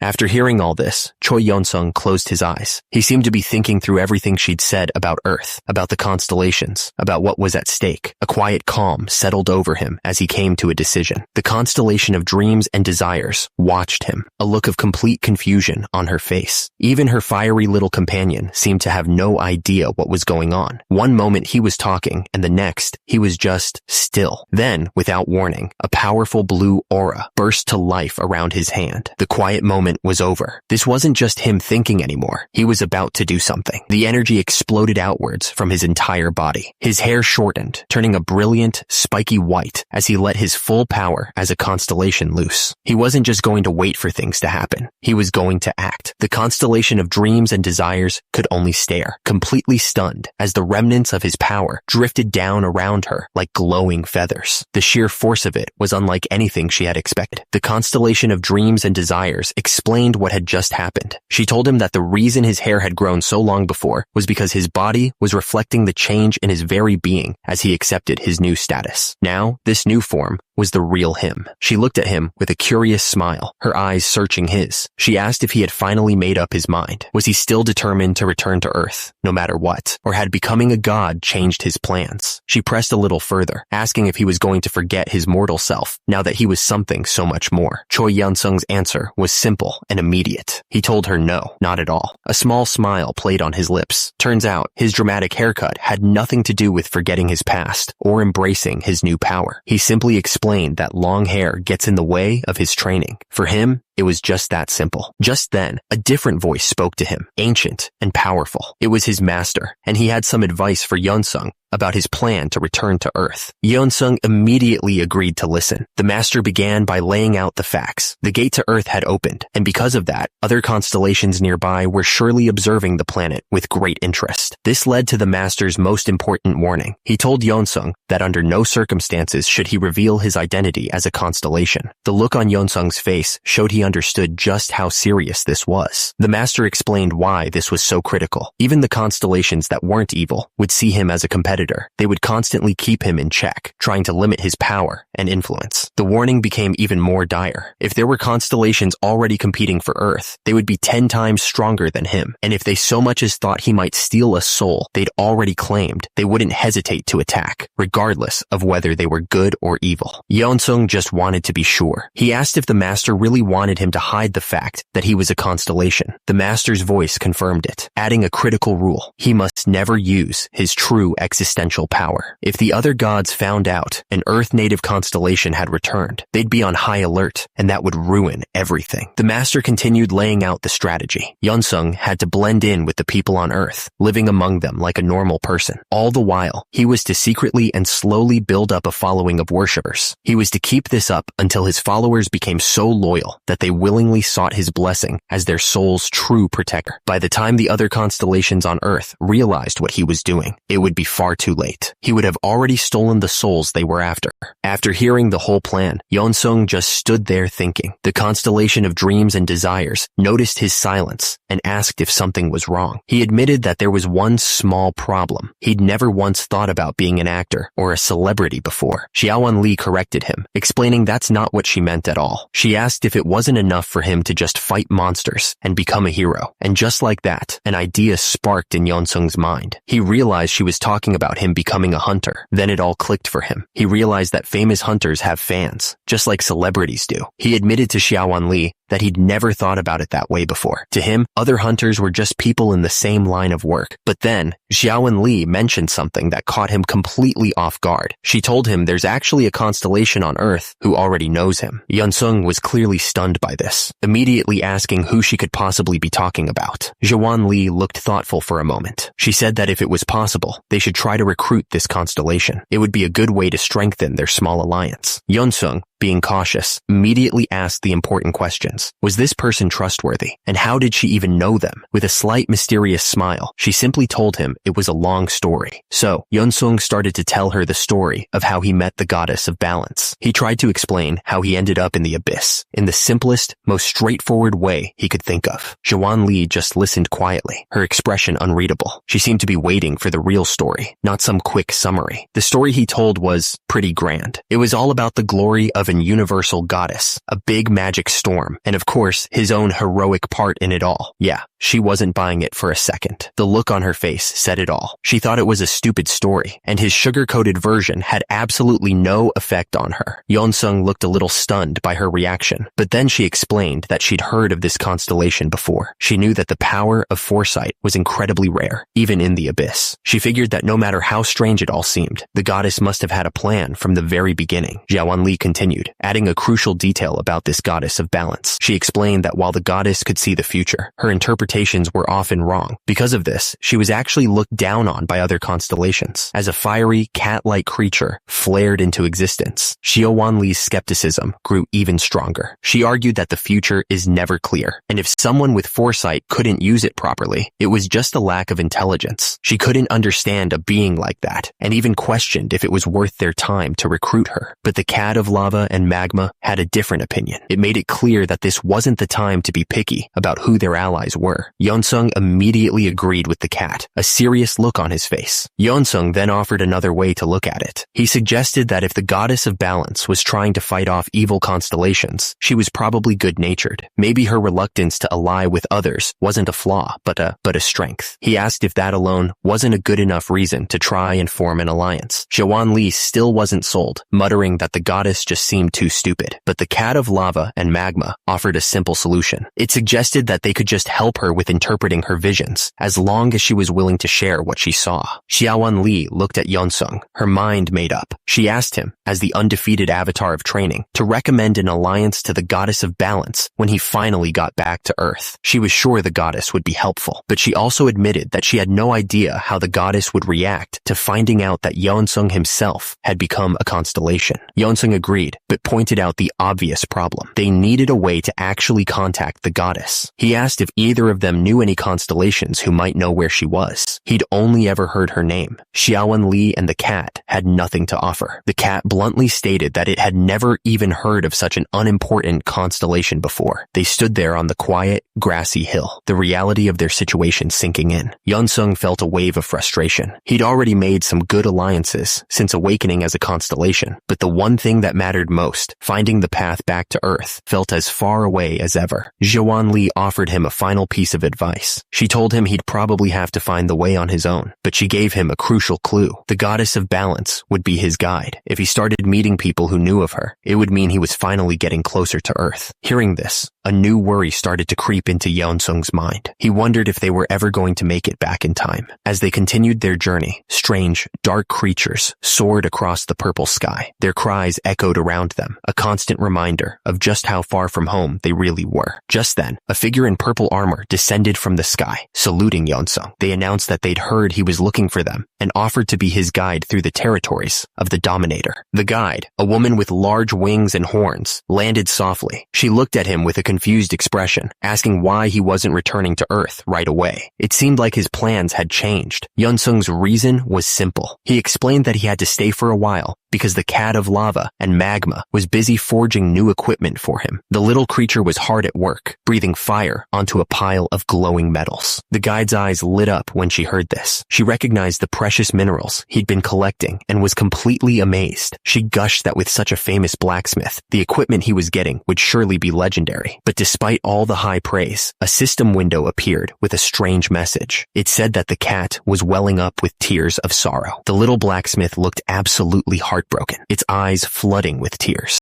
Yeonsung just smiled, completely confident. He said that of course the equipment would be amazing. It would be the gear of his dreams. The guide looked on from behind, her hands clasped in excitement, completely starstruck by him. With that settled, the guide asked what he wanted to do next. She explained that the Dominator's territory was full of interesting sights and that she already had a few ideas of where to take him. But Yeonsung wasn't interested in sightseeing. He asked about a specific place he'd heard of called the Well of Enlightenment. The guide's expression changed to one of surprise. She confirmed that it existed and explained it was a special training ground used to control one's desires. The moment he heard the word training, a sharp, excited grin spread across Yeonsung's face. His mind was made up instantly. He declared that if he had to wait anyway, he might as well spend the time training there. His response left her completely speechless. She just looked at him with pure reverence, realizing that he wasn't just powerful. He was dedicated on a level she'd never seen before. She quietly admitted that he truly was the undefeated avatar of training. The guide led him to a huge, crumbling building. She explained that many old nightmares used to train in this place, but ever since the Dominator came to power, it had been strictly forbidden. Yeonsung walked calmly toward a simple well in the middle of the courtyard, asking why it was off limits. The guide's answer was grim. She told him it was just too dangerous, and that many who attempted this training ended up going insane. The training itself sounded incredibly simple. It was called the Well of Enlightenment, and all you had to do was drink from it. But of course, there was a catch. The guide explained that if it were really that easy, a powerful constellation wouldn't have sealed the place off. The secret was in the water. Its weight gets heavier and heavier, directly matching the strength of the desires of the person trying to lift it. As Yeonsung gritted his teeth and pulled on the rope, the guide added one last crucial detail. Trying to meditate or push down your desires was pointless. The water wouldn't get any lighter. It was a true test of who you are. Yeonsung gritted his teeth, every muscle in his body screaming as he pulled. The rope felt impossibly heavy, a direct reflection of the thousands of desires burning inside him. It was a brutal, agonizing test of his will.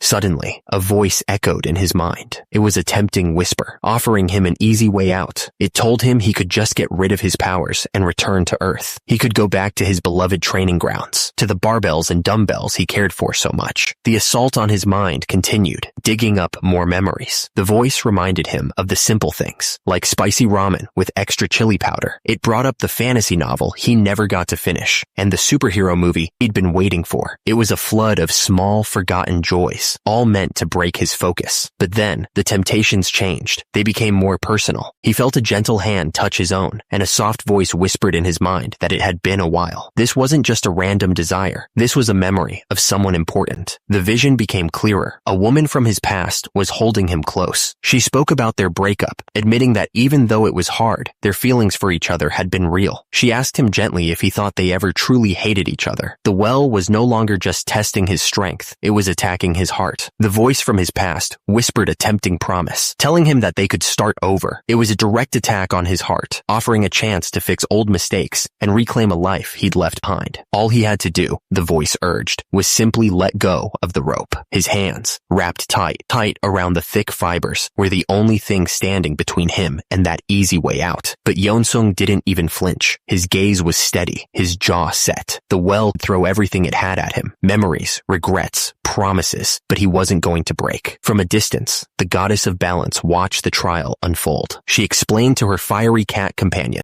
that this wouldn't be easy, even for someone as strong as Yeonsung. The well would test him forever, constantly triggering his deepest desires, and the weight of the water would only continue to increase. The cat of lava and magma looked worried, clearly wondering if Yeonsung would be okay. The goddess gave a small, confident smile. She explained that since he was a constellation now, he was different from a regular person. The visions were more than just a nightmare, but at the very least, he wouldn't lose his mind. The goddess of balance folded her arms, wondering just what kind of intense visions Yeonsung had to be fighting through. She figured it had to be something incredible. At that moment, her fiery cat companion suddenly gestured for her to look, as if something important was happening. Back at the well, Yeonsung planted his foot firmly on the stone edge, bracing himself with all his might. He was pouring every ounce of strength into pulling the rope. He let out a heavy breath, and inside the vision, he seemed to be speaking to someone, addressing them respectfully as a constellation. But the strain was just too much. In a single, shocking moment, his feet slipped from under him, and he went crashing to the ground. Watching this, the goddess of balance's eyes shot wide open. It wasn't just a simple fall. A sudden, stunning realization hit her as she stared at the scene, a thought beginning to form in her mind. Turns out, what Yeonsung was doing wasn't just a desperate struggle. He was actually working out, using the heavy rope from the well to do squats. He was going up and down, over and over, in a brutal exercise meant to build pure strength. But this wasn't just any training ground. It was a special place designed to help you empty your desires. The weight he was lifting was the physical form of his own goals and obsessions. It was his unhealthy, overwhelming need to train that made the rope so heavy. And it's that same obsession that made him worthy of being a god. And even after all that, Yeonsung decided he was going to do 5 more sets. Watching him, the goddess of balance looked completely exhausted just from the sight. Her little fiery cat companion was even more baffled, mumbling to itself that this was all just ridiculous nonsense. The goddess of balance explained how the well worked. The rope gets heavier based on how strong a person's desires are. At the same time, it shows them visions of those desires to tempt them, which only makes the water even heavier. A horned woman who served the constellation watched with a worried look on her face. She timidly pointed out that many nightmares have completely lost their minds doing this exact training. She cautiously asked if there was a problem, but Yeonsung just let out a satisfied. He told her it was nothing, just that it had been a while since he found such a nice weight training machine. For anyone else, the weight would become so heavy that they couldn't lift it at all. But as Yeonsung strained, he was actually a little disappointed. He thought the desires the well was showing him were pretty weak. Turns out, the well was trying to tempt him with things from his old life. It showed him visions of a new superhero movie and a hot bowl of ramen. But since he'd been in the abyss since 2009, these things meant nothing to him anymore. He was too focused on his diet for training. The well even tried to tempt him with memories of his past. It showed him a vision of his ex-girlfriend, wondering if he had any desire to get back with her. But Yeonsung just kept pulling, completely unmoved. He explained that even if he did get back with her, it would just end the same way all over again. He was too practical to fall for a trap like that. He finally finally sat down on the edge of the well, looking more annoyed than anything. He complained out loud that all the desires the well was showing him were weak and half-baked. To him, this legendary trial was nothing more than a squat machine with increasing weight. But elsewhere, another being was watching. Speaking as the constellation of dream and desires, they explained a fundamental truth. No one is free from desire, and that rule, they said, absolutely includes constellations. In fact, they revealed that constellations are often even weaker against their own desires. They wondered how such a powerful, transcendent being could possibly hold themselves back from what they truly want. The constellation of dream and desires continued to watch him, thinking about what made him so different. They realized his fundamentals were incredibly strong, and not just in a fight. It seemed his past as a mortal was the key to his power. And Yeonsung's routine was simple. He explained that he spends most of his day at the well doing strength training. If his mind is empty, he does lightweight with high reps. If he focuses on his obsessions, the weight gets heavier for low reps. When he wasn't at the well, he was sparring with Arnie to sharpen his battle techniques. This was how he put all that strength training to use, getting ready for a real fight. The constellation of dream and desires admitted they were worried he'd get impatient being stuck here. But Yeonsung explained that since there was nothing to do but train, he had no reason to be restless. He knew that hurrying wouldn't change anything. The constellation then brought up an interesting point. They told Yeonsung that with his strength, he could gather followers and even create his own kingdom. The thought of having followers seemed to catch him completely off guard. The constellation of dream and desires looked at him with a knowing smile. She suggested he should start raising servants, pointing out that it only makes sense for the avatar of training to train others. But Yeonsung shook his head, admitting he was having a hard time just taking care of his own body. The goddess disagreed, thanking him sincerely. She explained that after training with him, Arnie had improved an incredible amount. At that moment, the cat of lava and magma collapsed onto its back, totally spent. A message from the system declared that the cat would never make something like this ever again. A second later, it let out a massive roar, telling Yeonsung to hurry up and grab the finished products. Yeonsung's eyes went wide with surprise. The goddess looked just as shocked, commenting that his days of careless training might finally be over. And there they were, glowing with an immense power. The items were a set of orichalcum cooking utensils. They had been forged by a famous blacksmith constellation who poured all of his might into creating them. Yeonsung held the orichalcum knife, a huge grin on his face as he felt its power. He realized this wasn't just a cooking tool. It was a true masterpiece, so sharp and powerful, he could easily use it as a weapon in a real fight. Without any hesitation, he decided to test it out right then and there. The moment he swung it, a massive wave of blue energy exploded from the blade, lighting up the entire area. The force of the blast sent Arnie and the cat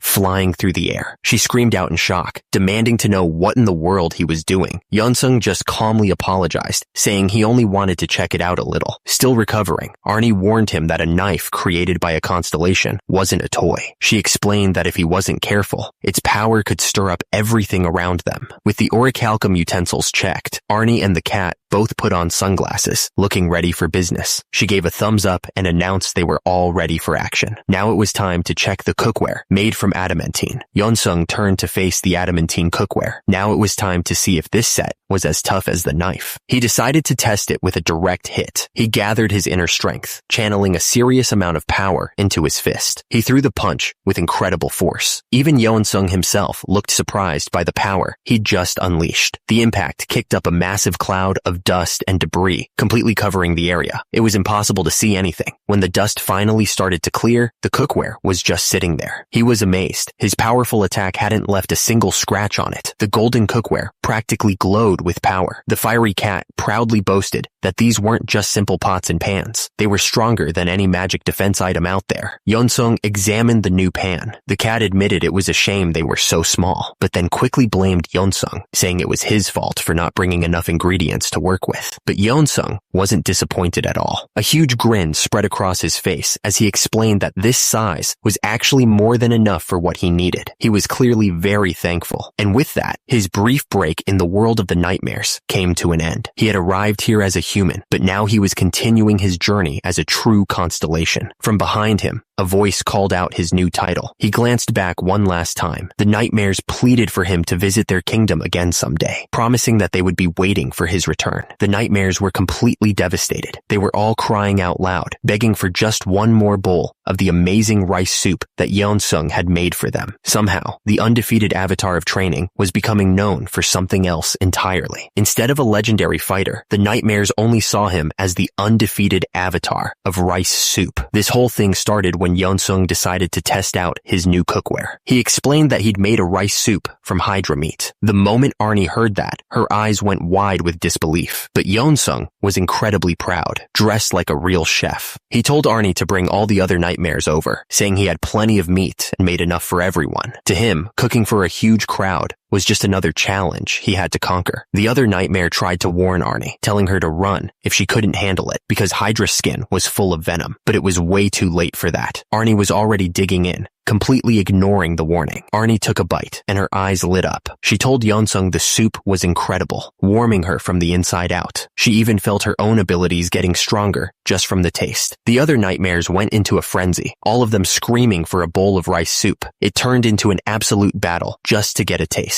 The situation got so out of hand that Yeon-sung himself had to step in just to get things under control. For Yeon-sung, the whole thing was just another training exercise. He was glad the nightmares helped him level up his cooking skills and increase his power. Still, he felt a little bad for the constellation of Dream and Desires, since their servants had acted so shamelessly. He was thinking about how demanding it must be to rule a kingdom as a constellation. At that exact moment, a message from the system popped up. It was a direct warning. The Cardinal of Plague and Darkness was disgusted that he had stepped into their territory. Yeon-sung looked out at the land around him. So this was the territory ruled by the Cardinal of Plague and Darkness. The whole place was filled with giant, bony structures, and he had to admit, it really showed off the constellation's personality. Yeon-sung decided he'd had enough of being watched. He figured he'd use a little bit of his power to make sure the Cardinal of Plague and Darkness couldn't bother him anymore. A wave of energy wrapped around him, completely hiding his presence from the world. A message from the system confirmed it. He was now totally free from the sight of other constellations. A huge grin spread across Yeon-sung's face. The sudden peace and quiet felt amazing. He couldn't believe he'd been putting up with all those messages from other gods when he could have just done this the entire time. But just because Yeon-sung couldn't hear them didn't mean they had given up. Miles away, the Cardinal of Plague and Darkness sent out an urgent order to all of its servants. The command was simple: find the undefeated avatar of training immediately. But the Cardinal added a critical warning. They were forbidden from fighting him because not a single one of them was strong enough to stand against him. They had to find him without using brute force. Suddenly, a voice echoed around Yeon-sung, directly addressing him as the undefeated avatar of training. It accused him of invading its master's territory, warning him that only cleverness would get him out of this. One of the Cardinal's servants finally revealed itself, a tall, skeletal warrior. It declared that Yeon-sung's disrespect was a crime that couldn't be forgiven. However, its master was willing to show mercy and welcome him as a servant. The creature's glowing eyes narrowed as it finished the offer. If he agreed, every disrespectful thing he had done would be completely forgotten. Yeon-sung didn't look worried at all. A slow smirk spread across his face as he let out a quiet laugh. He sarcastically remarked on what a generous constellation he was dealing with. The skeletal warrior laid out the offer. If Yeon-sung came under the wing of its master, all of his past actions would be forgiven. He'd even be welcomed as a worthy subordinate. Yeon-sung just smirked, clearly finding the whole thing ridiculous. He sarcastically commented on what a generous constellation he was dealing with. The thing is, this constellation had no idea that Yeon-sung had already awakened as a god himself. It was trying to trick him, completely underestimating the being it was facing. The warrior wasn't happy with that response. It pointed its spear right at Yeon-sung's face, warning him about the consequences of refusing the master's offer.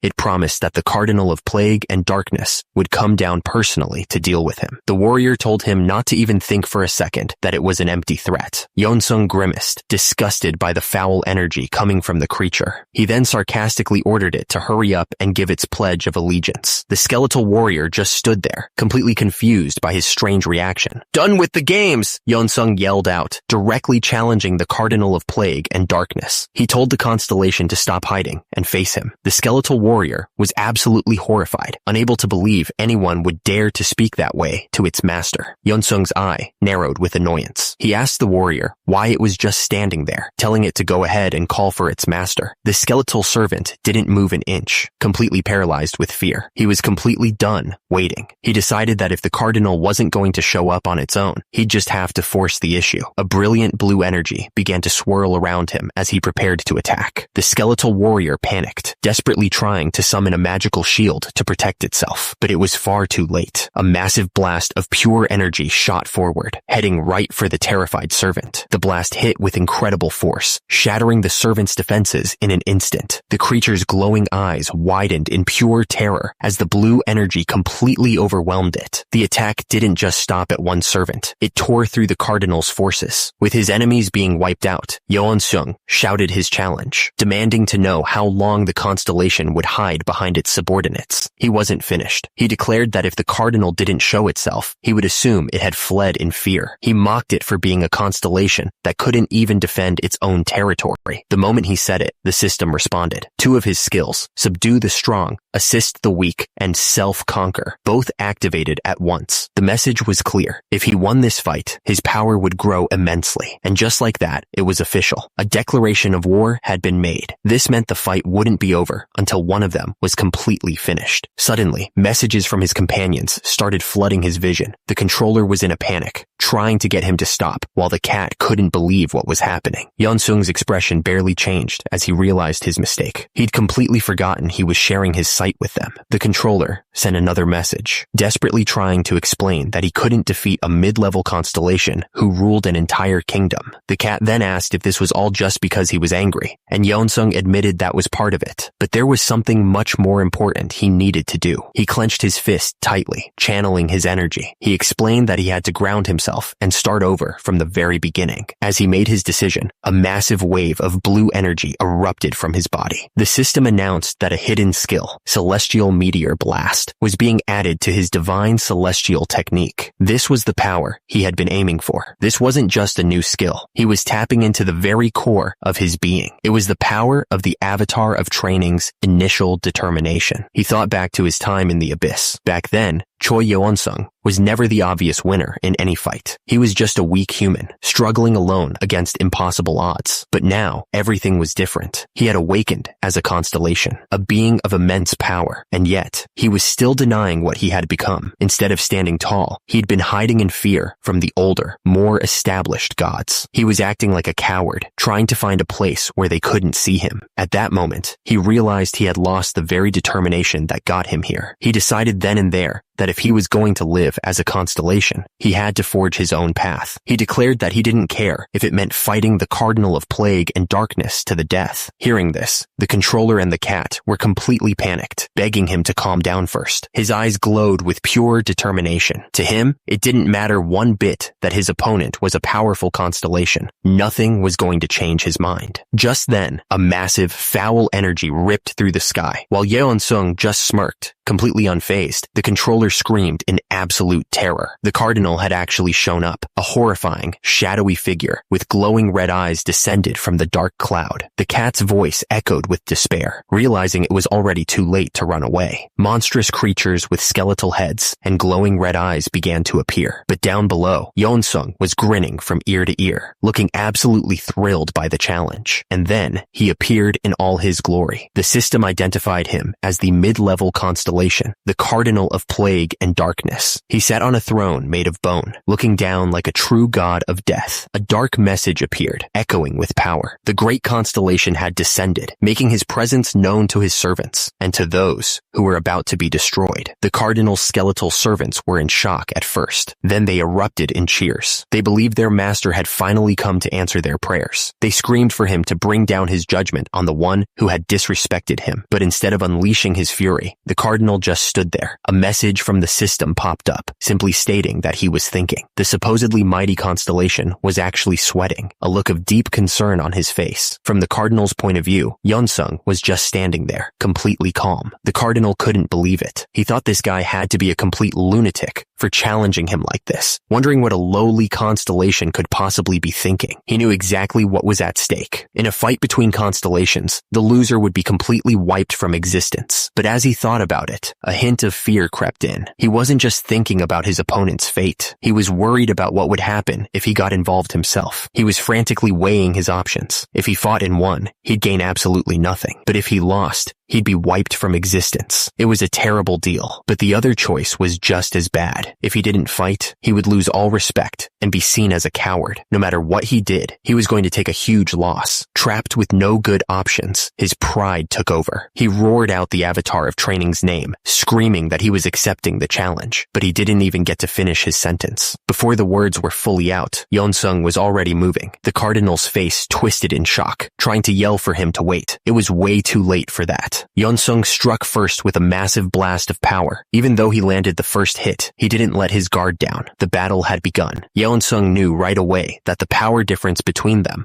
was massive. He realized if this battle dragged on for too long, he didn't stand a chance. He was absolutely certain he would be defeated if he didn't end this now. So, he decided to pour everything he had into one big move, his celestial punch. He focused all of his existential power into his fist, preparing for the final blow. At the same time, the cardinal's servant gathered its own dark energy, ready to meet the attack head on. The punch connected with incredible force. The skeletal creature could only stare in shock as the blast of energy hit it directly. The explosion of power was huge, lighting up the entire sky. Turns out, they weren't alone. Far from the battle, two figures, the controller and a small cat, watched the whole thing unfold, completely stunned by what they were seeing. The cardinal's servant was hit with a level of pain it had never imagined. For a being like a constellation, this was a completely new feeling, the agony of having its very existence torn apart. It suddenly understood why this hurt so much. Constellations never had to fight tooth and nail like this. In that moment of pure panic, it realized just how dangerous Yeonsung really was. The creature stared at the glowing energy, completely baffled. It tried to make sense of the attack, but it wasn't magic. It was something else entirely, something far more direct and brutal. The blast of pure energy slammed into it with incredible force. The servant was completely overwhelmed, its form starting to break apart under the pressure. Yeonsung saw it immediately. His attack was working. A surge of determination washed over him. This was his one and only chance, and he knew he couldn't let it slip away. He poured everything he had into the attack, pushing the energy down with all his strength. The blast slammed into the cardinal's servant, and the creature let out a terrible scream, but Yeonsung stayed on guard. He wondered if the creature was just pretending to be weak, trying to set him up for a hidden move. The explosion was huge. Below, the cardinal's army stared in awe, finally understanding that this is a real battle between constellations. Some of the skeletons even started praying, calling the destructive light beautiful, but others were furious, enraged that some lesser being would dare to challenge the cardinal of plague and darkness. The wave of pure energy tore across the landscape, wiping out everything in its path. As the smoke began to clear, Yeonsung landed back on solid ground. He could still smell the awful stench of his enemy. Yeonsung knew this fight wasn't going to be an easy win. As he got ready for the next round, a skeletal hand reached up from the wreckage. The creature was trying to say something. It shouted that it was surrendering. It begged him to stop, screaming that it gave up. The creature admitted that it had lost the fight. Yeonsung couldn't believe it. He asked if it was really surrendering. He didn't buy it for a second. Thinking it was a trick, he attacked again without hesitation as the creature screamed that it wasn't lying. To prove it, the servant offered him everything, its territory, its followers, all of it. The cardinal's servant swore on its true name, desperately begging Yeonsung to stop the attacks. Far away, the two figures watching were stunned into silence. Yeonsung still didn't trust it. He couldn't understand why a powerful being like a constellation would ever surrender. A message from the cat of lava and magma appeared, explaining that an oath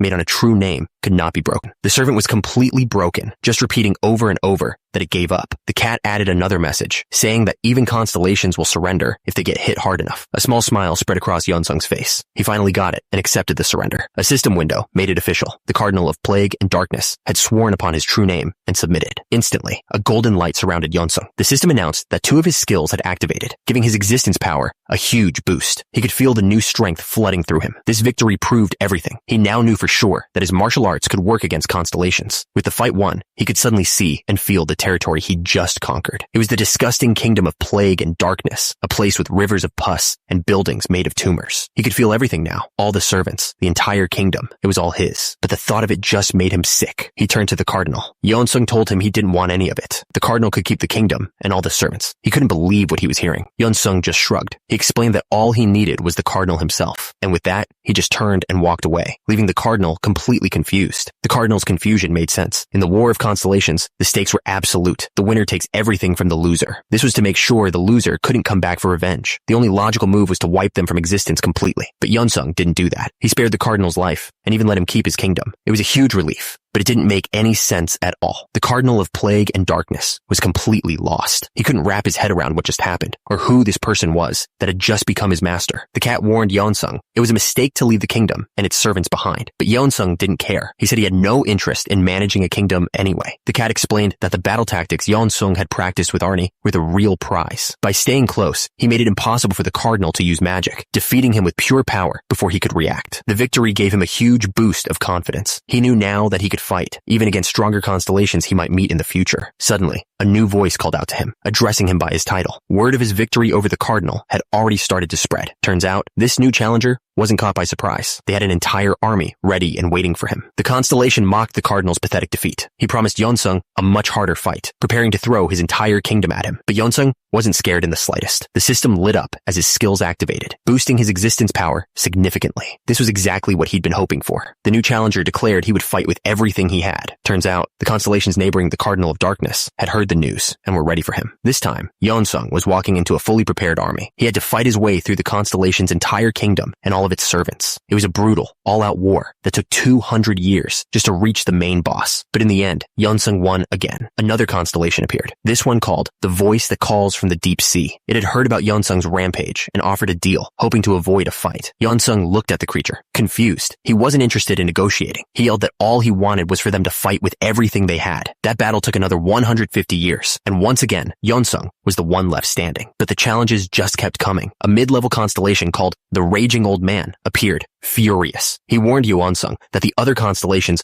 wouldn't just sit by and watch him tear through their ranks. He announced that a solid alliance of constellations was here to destroy him. He proudly presented his partner, the fearsome cat of lava and magma. Yeon-sung just stared, completely confused by the tiny, welcoming cat. Turns out, the fearsome cat of lava and magma was the perfect partner. With its help, Yeon-sung took down the entire alliance in just 6 hours. After the battle, the cat went to relax. It bragged about how its presence alone was enough to make another constellation run away in fear. Meanwhile, Yeon-sung was back to his routine. He felt a little bad that he still hadn't found any clues on how to get back to Earth. He'd been wandering for a very long time, but all that fighting and cooking had an unexpected benefit. The system notified him that his cooking skill had ranked up from B to A, increasing his overall power. His life had become a simple cycle: fight, eat, and repeat. He took a bite of his food. It reminded him of a book he'd read a long time ago, something called The Days of the Idyllic Slaughter. He wondered when he would ever get back to Earth at this rate. Just then, a glowing blue gate appeared right in front of him. Gates like this would appear randomly in the abyss. They were usually just paths that led him to his next big fight, but he couldn't help but wonder if this one was different. Maybe this was finally the gate that led back home. He decided to find out if this was his lucky day. He stepped through, telling himself not to get his hopes up. There was no way this gate would actually lead back to Earth. He was already preparing for another fight, wondering what kind of constellation he'd have to face this time. But when he looked up, he didn't see a battlefield. All he saw was a peaceful forest under a clear blue sky. The gate vanished behind him. He just stood there, completely stunned, trying to understand what he was seeing. He looked out at the familiar world. After all this time, could it really be Earth? It felt like he'd just won the lottery. The cat of lava and magma wasn't sure if this was really Earth. It suggested they head towards civilization to find out for sure. They found a town, but Yeon-sung could tell right away it wasn't Korea. The cat, on the other hand, was just surprised to learn that Earth had different kingdoms. He looked closer, and his confusion grew. The town was full of goblins. He couldn't believe it. He started to wonder if humans had gone extinct while he was trapped in the abyss. But the cat corrected him. This wasn't Earth at all. They were on a goblin planet called Aphis. Yeon-sung had only ever seen goblins in dungeons and thought they were just simple monsters. He never imagined they could build entire civilizations. Suddenly, a bright light filled the town. startling everyone. Turns out, this goblin kingdom was much closer to the abyss than Earth was. That meant gates like this one appeared all the time. The goblins of Ephes had been fighting monsters from the gates for a lot longer than humans had. Because of that, they had a much better defense strategy than humans. But that strategy only worked against normal monsters. The goblins could only stare in shock as a giant foot came crashing down, destroying everything. A low growl rumbled through the air. The system identified the creature. This was Acapinli, the wolf that devours planets. A monster with the power of a constellation had appeared. For the goblins of Ephes, this was the end of their world. One of his guards tried to stop him, yelling that it was too dangerous. But the goblin king, Odaigon, refused to be held back, reminding him that he was once the greatest sorcerer in Ephes. He declared that the final day of Ephes had arrived. As their king, he had to be the one to stand at the very front. Odaigon stood his ground. He was the goblin king, the greatest sorcerer in Ephes, and he refused to run away from his duty like a coward. He charged at the giant wolf. He swore that even if this was the final day for Ephes, he would at least leave a scar the monster would never forget. But before he could strike, a massive flash of blue light erupted out of nowhere. The goblin king froze, completely confused by what was happening. Even the giant wolf seemed stunned by the strange light. That's when a man appeared, surrounded by a blue glow. He could tell his sudden attack had surprised the monster. He knew he only had one shot. In terms of pure power, the wolf was equal to a mid-tier constellation, but it wasn't a true constellation because it couldn't think. He gathered his energy. His only chance to kill it was right now. He poured every last bit of his power into one single, decisive strike. The attack landed with devastating force. A message from the system confirmed it. He had slain Acapinli, the wolf that devours planets. He landed on the monster's head, relieved that his plan had worked. Immediately, the system announced that 2 of his skills had activated, causing his power to jump significantly. Yunsung always felt uncomfortable fighting opponents who were supposed to be on his level. He'd learned over the years that most of them were actually cowards. The reason was simple. They were so used to being the strongest that they had no idea how to handle real pain. The cat of lava and magma agreed, adding that beings that powerful just don't have experience fighting enemies as strong as themselves. It complimented Yunsung for coming up with a great tactic. Yunsung accepted the praise, but he knew it was a huge gamble. He admitted that if the wolf had managed to survive that first hit, the fight could have dragged on for hundreds of years. It just proved he still had a lot to perfect through training. But then, he noticed something. He looked down and realized a crowd had gathered. They were goblins, and they were all staring right at him. He wasn't worried. After seeing a fight like that, he figured there was no way they would try to attack him. But then, one of the goblins started walking toward him. Yunsung was confused. Was this thing actually going to fight him? But the goblin didn't draw a weapon. Instead, it dropped to its knees. The goblin explained that while the gods of the abyss had ignored them, Yunsung was the only one who had saved his people. He bowed his head to the ground, declaring that Yunsung was now his god and his master. The system announced the pledge. The Goblin King, Odaigon, had praised him, and now the entire Goblin Kingdom was under his command. A golden light surrounded Yunsung. The system explained a fundamental rule. A constellation's power grows as more souls believe in it. The universe was reacting to this new faith. The system confirmed it. His power as a constellation was growing stronger, fed by the faith of the goblins. The notifications kept coming. He'd unlocked a new skill, and his very existence had leveled up. He was now officially a mid-tier constellation. Yunsung could feel the change in his own hands. Even the cat of lava and magma sent a message, telling him he did a great job.